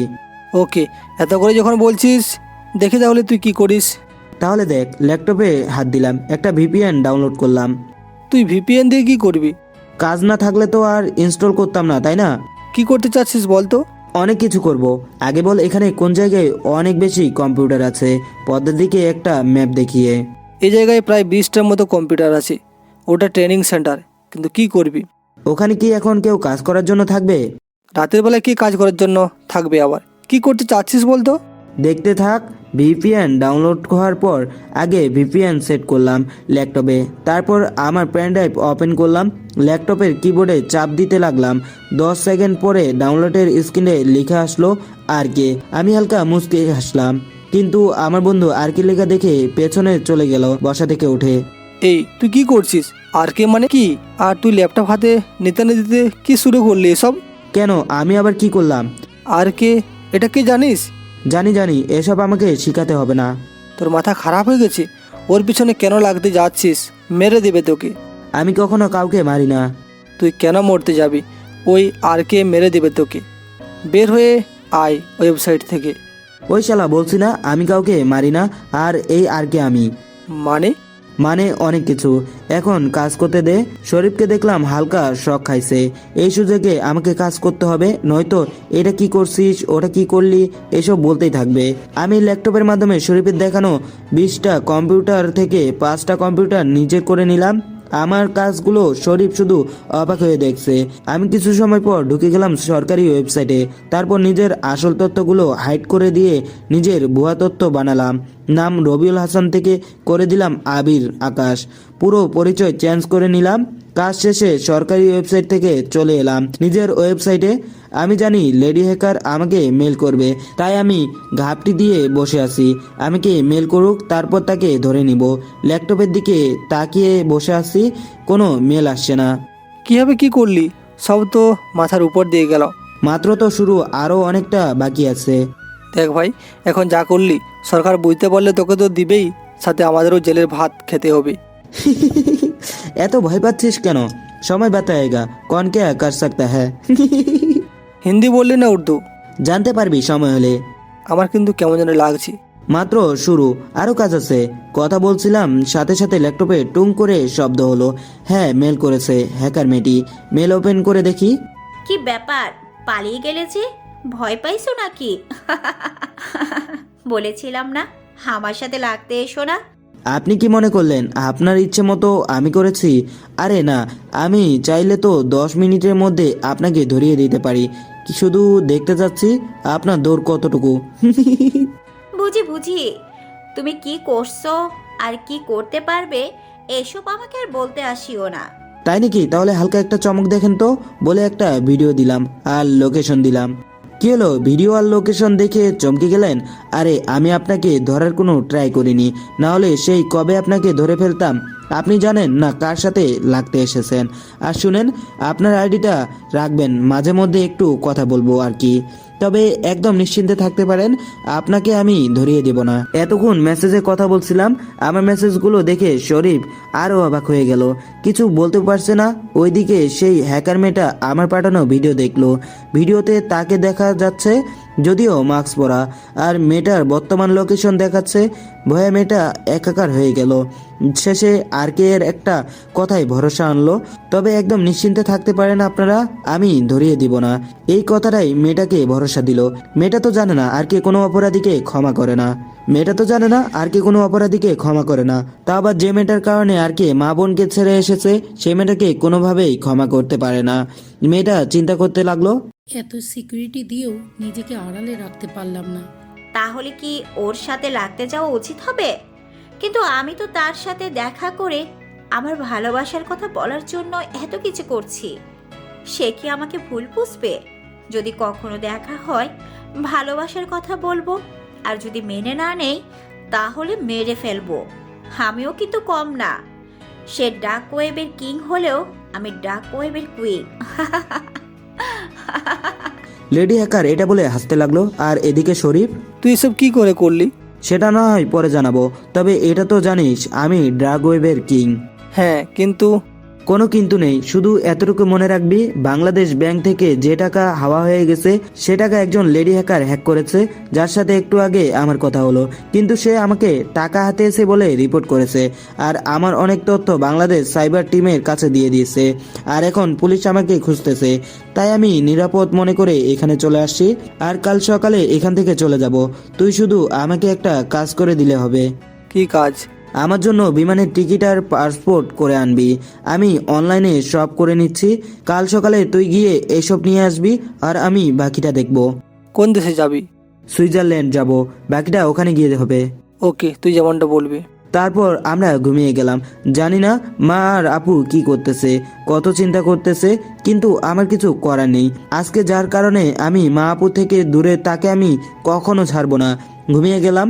আমি সকালে ঘুম থেকে উঠতে যাব, তখনই আমি রুমে আমার পাশে জান্নাতকে বসে থাকতে দেখলাম, কিন্তু শরীফ নাই। এখন কেমন লাগছে আপনার শরীর? আমি তো ঠিকই আছি, তুমি এখানে কেন? আর শরীফ কোথায়? একটা কথা বলি, প্রথমত আপনার শরীর ভালো নেই, কাল রাতে আপনার অনেক জ্বর উঠেছে। আর দ্বিতীয়ত আপনার অসুস্থতার কারণে আমি এখানে কাল রাত 2টা থেকে আপনার পাশে বসে কাপড় ভিজিয়ে আপনার মাথায় দিচ্ছিলাম, কারণ অনেক বেশি জ্বর আপনার। আর তৃতীয়ত ভাইয়া কোনো একটা কাজে গেছে আর বলছে আপনি জানেন ভাইয়া কোথায় যাবে, তাই আপনাকে চিন্তা না করতে বলছে। আমি এসব কথা শুনে অনেকটা অবাক হলাম। কাল রাত থেকে আমি অসুস্থ, তাও আমি অনুভব করতে পারিনি। তুমি কেন এত কষ্ট করতে গেলে? বারে, আমাদের বাড়ির মেহমান অসুস্থ পড়ে থাকবে আর আমরা সেবা করব না, তা কেমনে হয়? তাও আমি মাত্র মেহমান, তুমি আর আমি এখানে একা, তোমার মা বাবা কি মনে করবে? আপনি এমন কেন? কি মনে করবে? তারা জানে আপনি অসুস্থ, আর মা আমাকে এখানে পাঠিয়েছে, এত চিন্তা করতে হবে না আপনাকে। আচ্ছা ঠিক আছে, তুমি যাও, আমি এখন ঠিক আছি। কিছু মনে না করলে একটা কথা বলতে পারি? বলো, কিছু মনে করার কি আছে? না মানে আসলে আপনি না মানে কি সেটা তো বলো। না থাক, পরে বলবো। বলে জান্নাত দৌড়ে চলে গেল। আমি জান্নাতের কথার আগাগোড়া কিছু বুঝলাম না, কি বলতে চেয়েছে। আমি উঠে ফ্রেশ হয়ে নিলাম। আর এইদিকে হ্যাকার মেয়েটা, আমি তো ভিপিএন দিয়ে আমার কম্পিউটার ওপেন করছি, আর ভিপিএন দিয়ে কিছু করলে লোকেশন তো ট্র্যাক করা যাবে না। তাহলে আর কে কিভাবে আমার লোকেশন ট্র্যাক করলো, আর আমার ছবি কিভাবে বের করলো? না না, আমি তাকে যেমন ভাবছি সে তেমন নয়। হয়তো সে আমার কম্পিউটার হ্যাক করে তারপর আমার ছবি বের করছে, কিন্তু আমার কম্পিউটারে তো কোনো ছবি নেই। তাহলে সে ছবি পেলো কোথায়? কিছুক্ষণ চিন্তা করে, ও শিট, কিভাবে এত বোকামি করলাম আমি একটু হলেও তো আমার আসল ছবি আর্কের কাছে চলে যেত। উফ, আমি বুঝতে পারিনি আর্কে আমার কম্পিউটারের মাধ্যমে আমার ছবি বের করবে, কিন্তু ক্যামেরা তো ছিল না, কিভাবে বের করলো? তাহলে কি আর্কে আমার কম্পিউটারে কিছু করে রাখছে? দেখি ভালো করে। এই বলে হ্যাকার মেয়েটা তার পুরো কম্পিউটার চেক করতে লাগলো। প্রায় আধ ঘন্টা চেক করার পর, এটা কি? কোথা থেকে এই অ্যাপস আসলো? এটা তো আমি চিনি না। কি এই অ্যাপস? নাকি এটা দিয়ে আর কে আমার ছবি বের করলো? হতেও পারে, এই অ্যাপস দিয়ে করতেও পারে। এই বলে অ্যাপসটি ডিলিট করে দিল। কিন্তু সে জানতো না এই অ্যাপসটির জন্য সে অনেক দিন গোপন থাকতে পেরেছিল। অ্যাপসটা ডিলিট করায় তার পুরো কম্পিউটার আবারও হ্যাক হয়ে গেল। অ্যাপসটি ডিলিট করে দিয়ে সে কম্পিউটার রেখে নাস্তা করতে চলে গেল। এদিকে আমি ফ্রেশ হয়ে বসে ফোন টেপতেছিলাম। আর 10 মিনিট পর শরীফ আসলো। সব কাগজপত্র দেখে আমি বের হওয়ার জন্য রেডি হলাম। হালকা নাস্তাও করে নিলাম। নাস্তা শেষ করে রুমে এসে ল্যাপটপ ওপেন করে বসলাম। বাসার কি অবস্থা জানার জন্য যখনই সার্ভারে ঢুকতে যাব তখনই নোটিফিকেশন আসে, ইউজ সাকসেস। আমি আর সার্ভারে না ঢুকে লেডি হ্যাকারের কম্পিউটারে ঢুকে গেলাম। দেখতে লাগলাম আজ সারা রাত সে কি করেছে। আমার ল্যাপটপ হ্যাক করতে চেয়েছে, পারেনি।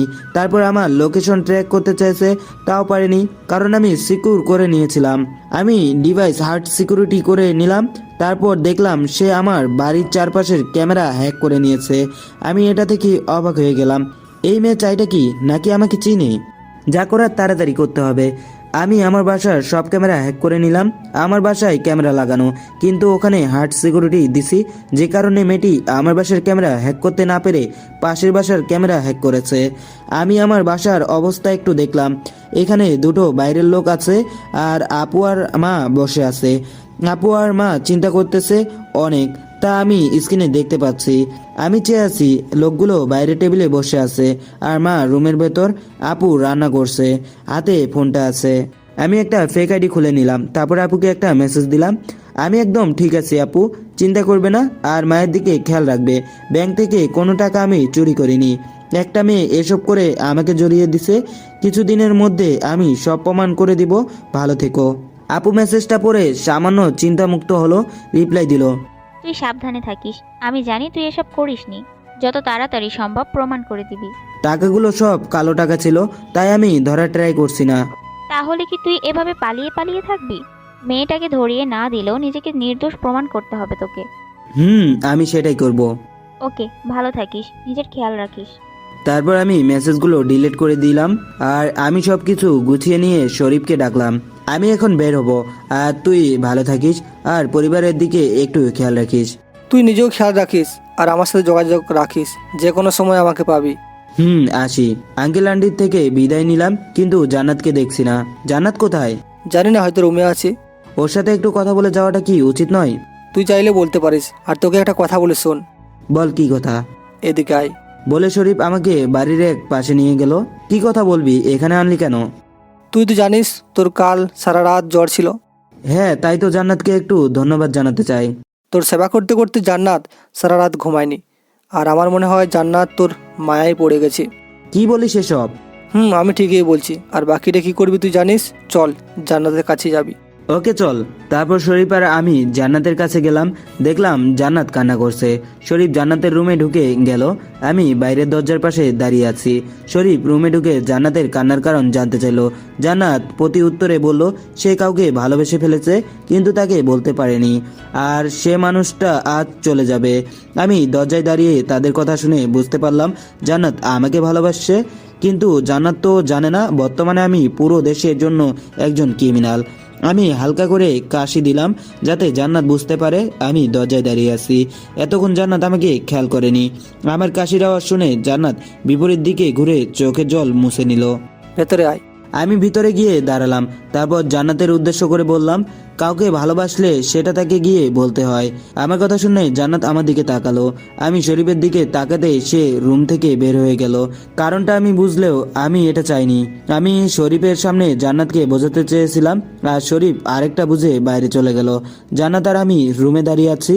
আমি জান্নাতকে বললাম, তোমাকে অনেক ধন্যবাদ আমার সেবা করার জন্য। তুমি এভাবে পাশে না থাকলে হয়তো আমি এত তাড়াতাড়ি সুস্থ হতে পারতাম না। এখানে ধন্যবাদ দেওয়ার কিছু নেই, আর আপনি চাইলে সারা জীবন আপনার সেবা করতে আমাকে পাশে রেখে দিতে পারেন। সরি মিস, আমার আবার কাজের লোক রাখতে হবে না। কাজের লোক কে বলল? চাইলে পার্মানেন্ট কাজের লোক বানিয়ে নিতে পারেন। থাক, আর লাগবে না, আসি, ভালো থেকো। বলে আসতে যাব তখনই জান্নাত পেছন থেকে বলল, আমি আপনাকে ভালোবাসি। কথাটা শুনে আমি একটু অবাক হইনি, কারণ আমি জানি জান্নাত আমাকে ভালোবাসে, কিন্তু আমি তো অন্য কাউকে ভালোবাসি। একদিনের দেখায় কি ভালোবাসা হয়ে যায়? ভালোবাসা হতে একদিন নয়, এক ঝলক দেখাই যথেষ্ট। ভালোই সাহিত্য জানো দেখছি। আমি সাহিত্য বলছি না, সত্যি আপনাকে ভালোবাসি। কি এমন দেখলে আমার মাঝে যে আমাকে ভালোবেসে ফেললে? সেটা তো অনেক লম্বা ইতিহাস, আপনার কি এত সময় হবে শোনার? সেই লম্বা ইতিহাসটা ছোট করে বলো। কাল ল্যাপটপে কাজ করার সময় আমি যখন আপনাকে চা দিতে আসলাম, তখন আমি ল্যাপটপের স্ক্রিনে দেখি আর কে লেখা। আমি অনেক অবাক হই, সে আর কি আপনি নাকি অন্য কেউ জানার জন্য আমি লুকিয়ে আপনার আর ভাইয়ার কথা শুনি। পরে শিওর হলাম আপনি আর কে, যাকে আমি ভালোবাসি অনেক আগে থেকে। কি, আমাকে আগে থেকে ভালোবাসো? হ্যাঁ, অনেক আগে থেকে। ভাইয়া অনেক বলেছিল বিয়ে করতে, আমি বলেছি পড়াশোনা করতে চাই, কিন্তু ভাইয়া জানতো না আমি কারোর জন্য অপেক্ষা করছি। কাল যখন শিওর হলাম আপনি আর কে, তখন মনে হলো আমার ভালোবাসা আমার কাছে আসছে। রাতে আপনাকে কল্পনা করতে করতে একটুকুও ঘুম হয়নি। রাত 2টায় যখন ভাইয়া জানালো আপনি অসুস্থ, তখন আমার মনে হলো আমার দেহ থেকে প্রাণী বের হয়ে যাচ্ছে। আপনি নিজেই চিন্তা করুন কতটা ভালোবাসলে এমন হতে পারে। তারপর আমি গিয়ে আপনার সেবা করলাম। ভাইয়া এসে আমার রুমে শুয়ে পড়লো, আর আমি আপনার সেবা করতে করতে কখন আপনার বুকের উপর ঘুমিয়ে পড়লাম তা আমি জানি না। যখন ঘুম ভাঙলো তখন আমি আপনার বুকের উপর ছিলাম, আর আমি উঠে গিয়ে যখন ফ্রেশ হয়ে বের হলাম তখনও আপনি ঘুমেছিলেন। আপনার জ্বর কমেছে কি না দেখার জন্য যখন আপনার কপালে হাত দিছি তখন আপনার ঘুম ভেঙে যায়, আর আপনি আমাকে পাশে বসে থাকতে দেখেন। সত্যি অনেক ভালোবাসি আপনাকে, প্লিজ আমাকে ফিরিয়ে দিবেন না।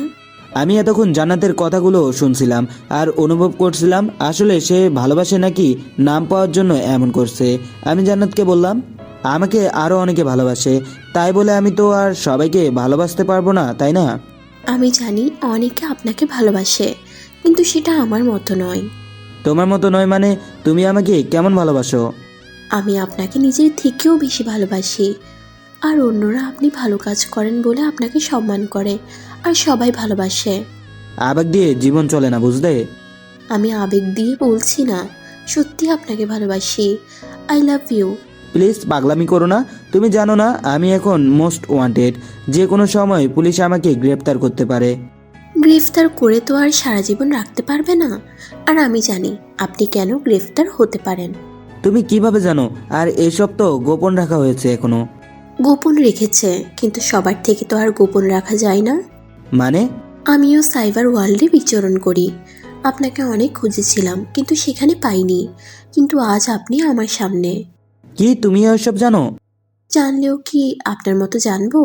আমার দেরি হয়ে যাচ্ছে। আমি জানি আপনার দেরি হয়ে যাচ্ছে, কিন্তু আমার ভালোবাসাটা কবুল করে নিন প্লিজ। অনেক ভালোবাসি আপনাকে। আমি অন্য একজনকে ভালোবাসি, তোমাকে ভালোবাসতে পারবো না, সরি, ক্ষমা করবে।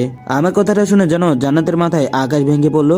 যে মানুষটাকে আমি ভালোবাসি সে মানুষটা অন্য কাউকে ভালোবাসে, এটা কোনো নারীর পক্ষে মেনে নেওয়া সম্ভব না। জান্নাত নীরবে চোখের জল ছেড়ে দিল।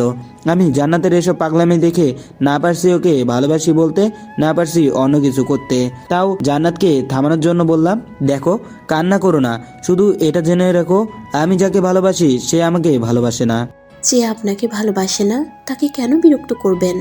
তার কাছ থেকে কেন চড়থাপ্পড় খাবেন? কেন আমারটা কি ভালোবাসা নয়? তুমি এসব কিভাবে জানলে? কাল রাতে আপনার ডায়েরিটা পড়েছিলাম। জান্নাতের কথা শুনে আমার মাথায় রাগ উঠে গেল। দিলাম একটা চর।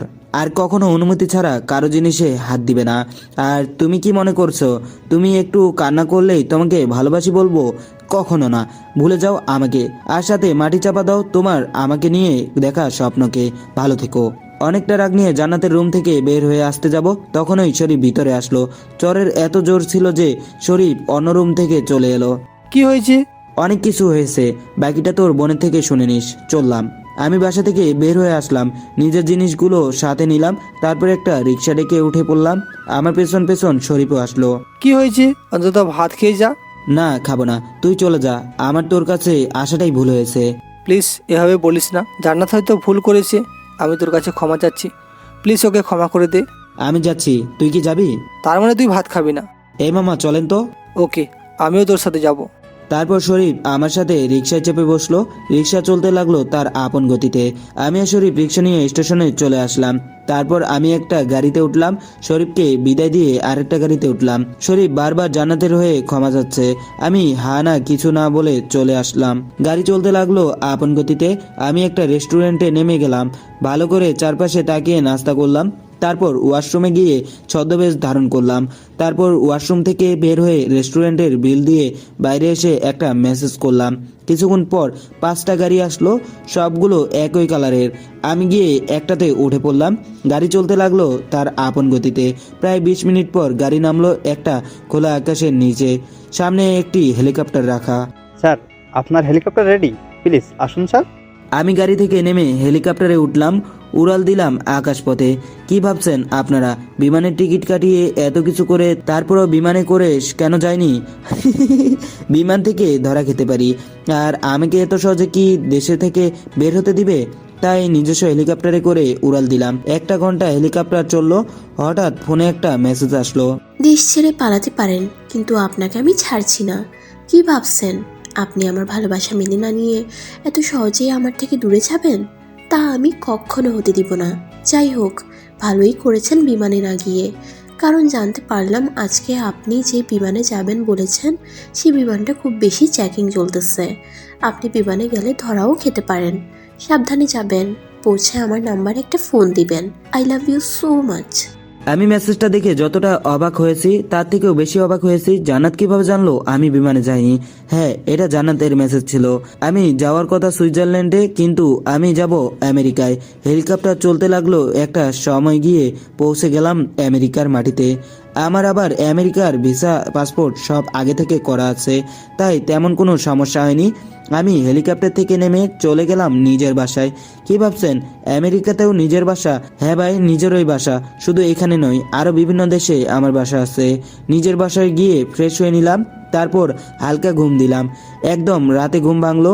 আমি উঠে ফ্রেশ হয়ে বাইরে এলাম, তারপর গার্ডকে গাড়ি বের করতে বললাম। রেস্টুরেন্টে গিয়ে ডিনার করে নিলাম, একটা ভালো ফোন ও সিম কিনে নিলাম। তারপর আবারও চলে এলাম বাসায়। ফোনটা চার্জে দিয়ে আমার কম্পিউটার ল্যাবে ঢুকলাম। এখানে আমার কম্পিউটার ল্যাবও আছে। গাড়ি বাড়ি গার্ড, জীবন ধরা মাফিয়াদের মতো। আমি ল্যাবে ঢুকে কম্পিউটারগুলো চালু করলাম, আমার ডিভাইস লগ ইন করলাম, সাথে সাথে মেল আসলো। বলেছিলাম না আমার সাথে না লাগতে, দেখলে শেষ মতো দেশ ছাড়তে হলো। যাই হোক, ভালোই করেছো দেশ ছেড়ে। এখন সব দোষ তোমার উপরেই থাকবে। আমিও রিপ্লাই দিলাম, হ্যাকার হয়ে এত বোকা কেন আপনি? যতই চান আপনি দোষ আমার উপর দিতে, কিন্তু কোনো লাভ হবে না। কেন জানেন? কারণ কিং চাইলে সব করতে পারে, কিন্তু অন্য কেউ নয়। তুমি কিছুই করতে পারবে না, এখন সব দোষ তোমার কাঁধে। আমি কি করতে পারবো বা পারি সেটা আপনার কল্পনার বাইরে। ভালোই জোকসও পারো দেখছি। জোকস? সেটা তো আপনি বলেছেন। ওকে, দেখি তুমি কি করতে পারো আর আমি কি করতে পারি। সময় বাতায়েগা কौन क्या कर सकता है। তারপর আমি অন্য রুমে গিয়ে শুয়ে পড়লাম। ঘুম আসছিল না, একটু আগে ঘুম থেকে উঠলাম, তাই ঘুম আসেনি। বাসার অবস্থা জানার জন্য আবারও কম্পিউটারের কাছে গেলাম। স্ক্রিনে তাকিয়ে দেখি অবস্থা ততটাও ভালো না। আমি এখানে থাকলে আরও সমস্যা হয়ে যাবে, তার থেকে তাড়াতাড়ি নিজেকে নির্দোষ প্রমাণ করে দেওয়াটাই ভালো হবে। আমি মেয়েটিকে মেল করলাম, আপনি কি চান আমার থেকে? কিছুক্ষণ পর রিপ্লাই আসলো, ভালোবাসা চাই। আমি এটা দেখে অবাক হলাম, কিন্তু হয়তো এটা ভুল করেও আসতে পারে, তাই আবার জিজ্ঞাসা করলাম, সরি বুঝলাম না, কি চান আমার থেকে? না বুঝার কিছু নেই, আমি তোমার ভালোবাসা চাই। আমি সিরিয়াসলি বলছি, আমার পেছন ছেড়ে দিন, নয়তো খারাপ হবে। কি খারাপ হবে শুনি? আপনাকে ধরিয়ে দিব পুলিশের কাছে। পারবে না তুমি, কারণ তুমি আমাকে কথা দিয়েছো তুমি কখনো আমাকে ধরিয়ে দিবে না। আমি কথা রাখতে বাধ্য নই। আর কে কখনো কথা নড়চড় করে না, সবাই এইটা জানে। তাহলে কি কথা ভাঙতে চাও? কি হলো, বলছো না যে? আমি আপনার সাথে দেখা করতে চাই। সত্যি দেখা করবে? হ্যাঁ। তবে আমার একটা শর্ত আছে। কি সত্য? আমার সাথে কোনো চালাকি করতে পারবে না। ওকে, কোথায় দেখা করব বলেন? তুমি বলো কোথায় দেখা করবে, আর তুমি তো দেশে নেই। আপনি যেখানে চান সেখানে দেখা করতে পারবো আমি। ওকে, তাহলে আমরা সিঙ্গাপুরে দেখা করব। আমি কাল ওখানে আসব, আর লোকেশন তুমি বের করে নিবে। ওকে, তাহলে কাল দেখা হবে বিকাল টাইমে। ওকে, রাখছি। আবারও শুয়ে পড়লাম, ঘুম আসছিল না, তাও কিছু করার নাই। যখন অনেকক্ষণ যাবৎ ঘুম আসছে না, তখন কম্পিউটার ল্যাবে গেলাম। চিন্তা করলাম নতুন কিছু একটা করলে কেমন হয়। কম্পিউটারে হাত চালাতে লাগলাম, কোডিং বসাতে লাগলাম। একটা সময় গিয়ে ভয়ানক একটা জিনিস বানিয়ে ফেললাম। কখন যে ওখানে ঘুমিয়ে গেছি খেয়াল নেই। সকালে কেউ একজন ফোন দিছে, ফোন বের করে দেখি আননোন নাম্বার, তাই কেটে দিলাম। তারপর উঠে ফ্রেশ হয়ে নিলাম। আমার বানানো জিনিসটা এখনো শেষ হয়নি, আরও কিছু কাজ আছে। আমি ফ্রেশ হয়ে চিন্তা করতে লাগলাম। একটা সময় আমি ঘুম থেকেও উঠতাম না, আপু তুলতো, আর এখন ভেবে মনটা খারাপ হয়ে গেল। আর অপরদিকে জান্নাত, আপনি যেখানে যাবেন আমিও আপনার সাথে আছি। দেখি আপনি কিভাবে আমার ভালোবাসা মেনে না নেন। প্রয়োজন হলে 10টা মেয়েকে মেরে দিব, তাও আমি আপনাকে চাই। আজ অনেক দিন যাবৎ ভার্সিটিতেও যাওয়া হয় না, বন্ধুদের সাথেও কথা হয় না, সবাই আমাকে অনেক মিস করছে। আজ হঠাৎ রিয়ার কথা মনে পড়ে গেল। অনেক ভালোবাসতাম রিয়াকে, আর সে আমাকে তাড়িয়ে দিল। জান্নাত ঠিকই বলেছে, যে আমাকে ভালোবাসে না তাকে ভালোবেসে দেবদাস হয়ে থাকা বোকামি ছাড়া আর কিছুই না। এইদিকে আমি ভার্সিটিতে না যাওয়ায় রাশেদার মাহমুদ অনেক চিন্তা করতেছে। আমাকে অনেক ফোন দিয়েছে, পাইনি, কারণ আমার ফোন বাসায় রেখে আসছি। কেউ আমার সাথে যোগাযোগও করতে পারছে না, আর রিয়া মেয়েটা আমাকে অনেক মিস করছে। কি করলাম আমি এটা? ওকে 2 বার অপমান করলাম। ও মনে হয় আমাকে সত্যিই ভালোবাসতো। আর সেদিনের পর থেকে আর তাকে দেখাও যায়নি। এখন তাকে কোথায় খুঁজবো? কিন্তু এখন তো তাকে খোঁজার সময়ও নাই। আমার তো অন্য কাজ আছে। এখন আমি কি করব? একদিকে এ, আবার অপরদিকে অন্য কেউ। কার কাছে যাব? যাই হোক, রাশেদ বা মাহমুদ জানবে রবির বাসার ঠিকানা, হয়তো সে বাসায় থাকবে। তবে আমি আগে অপর কাজটা করে আসি। রিয়া এসব চিন্তা করতে লাগলো। আমি রেডি হয়ে নিলাম। আর আমি জানি হ্যাকার মেয়েটা এত সহজে ধরা দিবে না, আর না দেখা করবে। করলেও অনেক কৌশলে করবে। আমি এসব ভাবছিলাম, আর তখনই মেল আসলো। আমি তোমার সাথে দেখা করতে আসছি। আবারও বলছি, যদি কোনো চালাকি করো তাহলে কিন্তু ভালো হবে না। আমি মেলটা দেখলাম, কিন্তু কোনো রিপ্লাই দিলাম না। মেয়েটা যখন আসবে বলছে, তাহলে আসতে পারে, তবে অনেক দেরি হবে আসতে। তাই আমি হাতের কিছু কাজ শেষ করলাম, 2টো ফাইল রেডি করলাম।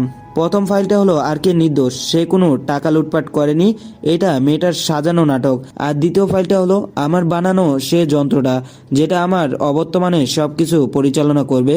আমি যন্ত্রটার পুরো কাজ এখনো শেষ করতে পারিনি, আরও অর্ধেকের মতো কাজ বাকি আছে। কিন্তু সেটা করতে অনেকটা ভাবতে হবে, কারণ প্রথম অংশটুকু ছিল কিভাবে কি করব আর প্ল্যানিং, আর দ্বিতীয় অংশটা হচ্ছে আমার বসানো কোডগুলো কতটুকু কাজ করবে। আমি ফাইল রেডি করে রেখে দিলাম। তারপর কিছুক্ষণ বিশ্রাম নিলাম। দুপুরের দিকে প্রাইভেট হেলিকপ্টার নিয়ে বেরিয়ে পড়লাম সিঙ্গাপুরের উদ্দেশ্যে, কারণ লেডি হ্যাকার ওখানেই আসবে বলেছে। অনেকটা সময় হেলিকপ্টার চলার পর আমি আবারও নিজের বাসায় নামলাম। হ্যাঁ, এখানেও আমার বাসা আছে, সব কিছু ঠিক আছে। চারপাশে ভালো করে দেখে নিলাম। কম্পিউটারের সামনে বসে পড়লাম লেডি হ্যাকার কোথায় আছে জানার জন্য। লোকেশন ট্র্যাক করতে চাইলে লোকেশন দেখায় এখনো বাংলাদেশ, আগের জায়গায়। আমি শিওর হয়ে নিলাম মেয়েটা তার ডিভাইস ওখানেই লগ ইন করে রাখছে, যাতে আমি তাকে ট্র্যাক করতে না পারি। আমিও কম কিসে দিলাম ট্র্যাকার বসিয়ে। নতুন কোনো ডিভাইসে লগ ইন করতে গেলেই লোকেশন ট্র্যাক হয়ে যাবে। আমি অটো ট্র্যাকার বসিয়ে বিশ্রাম নিতে চলে গেলাম, আর কম্পিউটারের সাথে ফোন কানেক্ট করে দিলাম, যাতে কম্পিউটারে কোনো সিগন্যাল আসলে সেটা আমি ফোনে বুঝতে পারি। কিছু সময় পর সিগন্যাল আসলো। আমি তাড়াতাড়ি কম্পিউটারের সামনে চলে গেলাম। গিয়ে দেখি মেয়েটির লোকেশন আমার থেকে বেশি কিছুটা দূরে দেখাচ্ছে।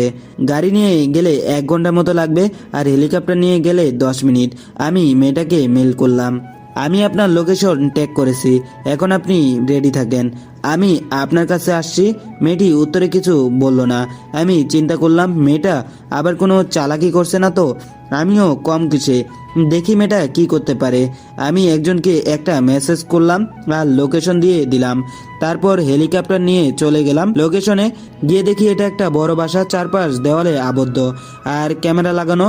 আমি হেলিকপ্টার থেকে এসব দেখছিলাম।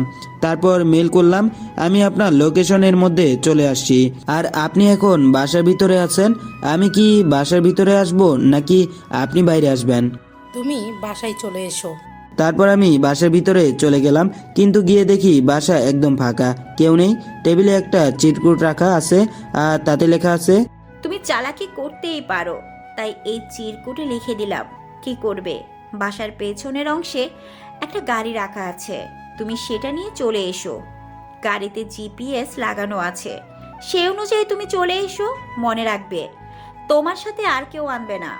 আমি কথা অনুযায়ী পেছনের দিকে গেলাম, সেখানে গাড়ি রাখা আছে। আমি কথা অনুযায়ী গাড়ির কাছে গেলাম। আমি গিয়ে গাড়িতে উঠতেই বেহুশ হয়ে গেলাম, আর কিছু মনে নেই। যখন হুশ আসলো তখন গাড়ি চলতেছে, কিন্তু কোনো ড্রাইভার নেই। গাড়িটি নিজে নিজে চলছে, বা লেডি হ্যাকার গাড়িটি কন্ট্রোল করছে। আমি হঠাৎ কিভাবে বেহুশ হলাম বুঝতেই পারিনি। আমি মাস্ক পরা ছিলাম, তাও কিভাবে কি হলো? আমার জ্ঞান ফিরতে গাড়ি আপন গতিতে চলতে লাগলো। সামনের ক্যামেরা দিয়ে লেডি হ্যাকার আমার সব কাজ দেখছে। হঠাৎ লেডি হ্যাকার বলে উঠল, কি ব্যাপার, ভয় পাচ্ছ নাকি? চিন্তার কিচ্ছু নেই, তুমি যাতে কোনো চালাকি করতে না পারো তাই এই ব্যবস্থা। তবে তোমার কোনো ক্ষতি আমি করব না। এসবের মানে কি? তোমাকে পাওয়ার নেশা। আর কতক্ষণ লাগবে আপনার কাছে যেতে? আর মাত্র 1 মিনিট। তারপর গাড়িটা 1 মিনিট চলে থামলো একটা বড় ফাঁকা জায়গায়। আমি দূর থেকে দেখছি একটা মেয়ে বসে আছে কম্পিউটারের সামনে, তার পাশে 2টো ছেলে, আর পেছনে একটা হেলিকপ্টার, পাশে ঝোপঝাড়। বলতে গেলে কোনো বনের মাঝখানে আমরা। আমি গাড়ি থেকে নামলাম, আর মেয়েটা বসা থেকে উঠে দাঁড়িয়েছে। আপনি কি আইজিআর, মানে সেই লেডি হ্যাকার? ঠিক ধরেছেন আপনি। ওহ সরি, তুমি। আপনার কণ্ঠটা যেন চেনা চেনা লাগছে। দেখি মাস্কটা সরান তো। আমারও তোমার ভয়েসটা চেনা মনে হচ্ছে, কিন্তু মনে করতে পারছি না। ওকে, মাস্ক খুলেন দেখি। না, আগে তুমি খুলো। ওকে, দুইজন একসাথেই খুলি। ওকে। তারপর আমি আর মেয়েটি বিপরীত দিকে ঘুরে গেলাম, আর মুখ থেকে মাস্ক সরিয়ে নিয়ে যখন আবার উল্টো দিকে ঘুরলাম, তখন যা দেখলাম আমার মাথা যেন পুরো ঘুরে উঠলো। রিয়া, তুমি? তুমি? তুমি তাহলে সেই হ্যাকার যে ব্যাংক থেকে টাকা চুরি করেছো? হ্যাঁ, কিন্তু তুমি এখানে কেন? তোমাকে ধরার জন্য আসলাম। তার মানে তুমি? হ্যাঁ, আমি। আর কে? তুমি আমাকে ধরিয়ে দিবে না বলছো? আচ্ছা, একটু জানার দরকার ছিল, জেআইআর এর মানে কি? ওটা আমার নাম, ইসরাত জাহান রিয়া। ও তাই নাকি? আমি তো মনে করেছি এটা অন্য কিছু। তুমি তো আমাকে ভালোবাসো, তাই না? পুরোটা রিপিট। ভালোবাসা? এত কিছুর পরেও কিভাবে মনে করলে ভালোবাসবো তোমায়? আমি তোমাকে ভালোবাসি অনেক, তাই এমনটা করলাম। বিশ্বাস করো, আমি জানতাম না তুমি সেই আর কে। তুমি আমাকে ভালোবাসো না, তুমি ভালোবাসো আমার নামকে। সো আমি তোমাকে ভালোবাসি না। I hate you. না, তুমি এটা বলতে পারো না। আমি সত্যি তোমাকে ভালোবাসি। আমি কোনো ক্রিমিনালকে ভালোবাসতে পারবো না, আর ভুলে যাও আমাকে। কখনোই না। তুমি আমাকে ভালোবাসবে, নয়তো খারাপ হয়ে যাবে। কি খারাপ হবে সেটা আমি জানি না, তবে তোমাকে আমি ভালোবাসতে পারবো না। সরি, আসি। বলে আমি পিছনে ফিরে চলে আসতে লাগলাম, আর রিয়া বলতে লাগলো, তুমি যদি আমার না হও তাহলে তোমাকে আর কারোর হতে দেব না। ভালো থেকো উপরে গিয়ে। এটা বলতেই আমি পেছনে তাকালাম। হঠাৎ একটা গুলি চললো, আর মাঝপথে কেউ একজন দাঁড়িয়ে গেল, আর গুলিটা লাগলো তার বাম হাতে। সে পড়ে যেতে যাবে, তার আগে আমি তাকে ধরে ফেললাম। আমি তার চেহারা দেখে যেন আকাশ থেকে পড়লাম। জান্নাত এখানে কেন? রিয়া আরেকটা গুলি করতেই আমি জান্নাতকে উল্টো দিকে ঘুরিয়ে নিলাম, আর গুলি লাগলো আমার পিঠে। আমি নিজের গান বের করে শুট করে দিলাম রিয়ার সাথে। সাথে সাথে 10টা হেলিকপ্টার নামলো মাটিতে। চারপাশে সব হেলিকপ্টারে পুলিশ আর সেনাবাহিনী। ওখানে সব প্রধানগুলোকে আমি খুব ভালো করে চিনি। সেনা অফিসার 2জন আর পুলিশ অফিসার 2জন এসে আমাকে সালাম দিল। এটা দেখে রিয়া অবাক। তাড়াতাড়ি জান্নাতকে হসপিটালে নিয়ে যাও তোমরা, আমি দেখছি ওকে কি করা যায়। আর মনে রেখো, এই মেয়েটার যাতে খারাপ কিছু না হয়। 4জন মেয়ে পুলিশ জান্নাতকে নিয়ে হেলিকপ্টারে করে উড়াল দিল। আমি গান হাতে নিয়ে রিয়ার সামনে গেলাম। এটাই কি তোর ভালোবাসা? পাবি না বলে ভালোবাসাকে মেরে দিবি? তোমাকেও তো শুট করলাম, কিন্তু তোমার কিচ্ছু হয়নি কেন? শুট করবি তুই? তা আমি আগে থেকেই জানতাম, তাই বুলেট প্রুফ জ্যাকেট পরে আসছি। আর তুই কিভাবে ভাবলি আমাকে মেরে ফেলবি? তুই আমাকে যতটুকু চিনিস তার থেকে আলাদা মাল আমি। তোকে আমি না ধরে চলে যাচ্ছিলাম কেন জানিস? কারণ তোকে আমি একটা সময় ভালোবাসতাম, আর তুই কি করলি? আমিও তো ভালোবাসি তোমাকে। ভুলে যা তোর ছলনাময় ভালোবাসার কথা। তোকে পুলিশের হাতেই তুলে দিলাম। এত সোজা ফায়ার? প্রায় 3 সেকেন্ড পরেও যখন রিয়া ফায়ার বলার পরেও ফায়ার হলো না, তখন আবার বলল, কি হলো? তোরা কোথায়? শেষ করে দে এদের সবাইকে। তুই কি মনে করেছিস নিজেকে? খেলা তুই একা খেলতে পারিস, আর কেউ পারে না? তোর সব লোককে আমার লোক আগে থেকে খতম করে দিছে। এবার তোকে খতম করব আমি। বল টাকা কোথায়? মরে গেলেও বলবো না। বলবি না তাই না? তুই তো বলবি তাও আমি জানি, তাই আমি প্ল্যানও করে রাখছি। কি কি প্ল্যান? তোমার তো বাবা আছে তাই না? অবশ্য মানেই বাবার একমাত্র মেয়ে তুমি। বাবা? আমার বাবার সাথে কি করছো তোমরা? এই নামা ওর বাবাকে। একজন গিয়ে হেলিকপ্টার থেকে রিয়ার বাবাকে নিয়ে আসলো। রিয়ার বাবা আমার সামনে দাঁড়াতেই, তুমি? হ্যাঁ আঙ্কেল, আমি। কেন, চিনতে অসুবিধা হচ্ছে? তাহলে আমি মনে করিয়ে দিচ্ছি, আমি সেই ছেলে যে আপনাকে হসপিটালে নিয়ে গিয়েছিলাম। আমি সেই ছেলে যাকে আপনি রাস্তার মাঝপথে দাঁড় করিয়ে জিজ্ঞেস করেছিলেন রিকশায় আমার পাশে বসে থাকা মেয়েটিকে। হ্যাঁ, আমি সেই ছেলে যাকে আর কে নামে সবাই চিনে। আপনি কি চিনতে পারছেন আমায়? হ্যাঁ, চিনতে পেরেছি। গুড। রিয়া, তোমাকে শেষবারের মতো বলছি, টাকা কোথায় বলো, নয়তো তোমার বাবাকে আর তোমাকে এখানেই মেরে ফেলবো। আমি মরে গেলেও টাকার খবর দিব না। আর যদি তোমার আগে তোমার বাবাকে মারা যায়? বলে শফি আহমেদ, হ্যাঁ শহরের বড় বিজনেসম্যান রিয়ার বাবার মাথায় গুলি ধরলাম। না, আমার বাবাকে কিছু করবে না। তাহলে টাকা কোথায় বল? ল্যাপটপ দাও, টাকা তোমার অ্যাকাউন্টে ট্রান্সফার করে দিচ্ছি। আমার অ্যাকাউন্টে দিতে হবে না, যেখান থেকে নিয়েছো সেখানে দাও। তারপর আমি একজনকে ইশারায় ল্যাপটপ আনতে বললাম, সে ল্যাপটপ এনে রিয়াকে দিল। রিয়া লুটপাট করা সব টাকা আবারও বাংলাদেশ ব্যাংকে ট্রান্সফার করে দিল। টাকা ট্রান্সফার করার পর আমি আঙ্কেলের কাছে গেলাম। সরি আঙ্কেল, আপনি আমাদের জন্য অনেক কষ্ট করলেন, আপনাকে অসংখ্য ধন্যবাদ। কি বলছো বাবা এসব? ক্ষমা করে দিও তোমরা আমায়। আমি জানতাম না আমার মেয়ে এমন একটা জঘন্যতম কাজ করবে। যখন তোমার টিমের একজন বলল তখনও আমি বিশ্বাস করতে পারিনি, কিন্তু কাল যখন তোমার কথা মতো এখানে আসবে বলেছে তখন বিশ্বাস হলো আমার। আর তোমার বলা কথা অনুযায়ী এখন দেখলাম। মানে কি বাবা এসবের? তুই আমাকে বাবা ডাকবি না। আমি বলছি কাহিনী কি, তুমি সেই লেডি হ্যাকার সেটা আমি জানতে পারছিলাম, পরে তোমার বাবাকে আমাদের হাতে নিয়ে তোমাকে ধরলাম। এটা হতে পারে না। এটাই হয়েছে, তোমাকে গ্রেপ্তার করা হলো। অফিসার ওকে নিয়ে যান। এরা বাংলা বুঝে? শুনবে তাহলে? আমি রিয়ার কাছে গেলাম আর ছোট করে বললাম, এরা সবাই আমার ট্রেনিং প্রাপ্ত অফিসার, সো বাংলা তো জানবেই। মানে? এখানে 5 জন সিক্রেট এজেন্ট আছে আর তারা সবাই বাংলাদেশ থেকে আসছে, তুমি এত কিছু বুঝবে না। এরা কি বাংলাদেশ এজেন্ট? তাহলে তুমি কে? বলতে পারো অনেক কিছু, তবে এটুকু জেনে রাখো বাংলাদেশের পুরো শাসন বিভাগ আমার কথায় চলে। বুঝে নাও কে আমি। মানে তুমি? আমি। অফিসার নিয়ে যান ওকে, আর ফাইলটা সাবমিট করবেন। Okay sir. তারপর রিয়াকে নিয়ে একটা হেলিকপ্টার চলে গেল। পরের হেলিকপ্টারে রিয়ার বাবা শফি আহমেদ আর কিছু পুলিশ, তারপর কিছু হেলিকপ্টার, আর আমি চলে গেলাম জান্নাতের উদ্দেশ্যে। আমার সাথে কিছু সেনা অফিসার আর 2টো হেলিকপ্টার উড়াল দিল হসপিটালের উদ্দেশ্যে। প্রায় 10 মিনিট পর আমরা হসপিটালে পৌঁছালাম। আমি তাড়াতাড়ি করে জান্নাতকে রাখা সেই রুমে চলে গেলাম। দেখলাম জান্নাত শুয়ে আছে আর পাশে 3 জন লেডি পুলিশ অফিসার দাঁড়িয়ে আছে। আমি যেতেই সালাম দিল, আপনারা এখন আসতে পারেন আর আপনাদের অনেক ধন্যবাদ। স্যার কি বলেন, আমাদের ধন্যবাদ দিতে হবে না, শুধু আপনি এভাবে আমাদের দেশের হয়ে কাজ করেন, তাতেই নিরাপদ থাকবে আমার মা, নিরাপদ থাকবে আমাদের দেশ। ওকে স্যার, আসলাম। তারপর ওনারা চলে গেল। এখন রুমে জান্নাত আর আমি বসে আছি। তুমি এখানে কবে আসলে আর কিভাবে আসলে? আমি তোমাকে কিছু বলছি। আপনার সাথে কথা বলবো না। কেন কথা বলবে না? আপনি তো আমাকে ভালোবাসেন না। কে বললো ভালোবাসি না? আপনি তো বললেন। না, ওটা আমি এমনি বলছি। আচ্ছা তুমি এখানে কেমনে আসলে? তোমার তো বাংলাদেশে থাকার কথা। তাহলে শুনেন কিভাবে আসছি। বলো। তারপর জান্নাত বলতে শুরু করলো, আপনি কোথায় দেখার জন্য আপনার লোকেশন ট্র্যাক করতে চাচ্ছিলাম, কিন্তু কোনো কারণে আপনার লোকেশন ট্র্যাক করতে পারছিলাম না।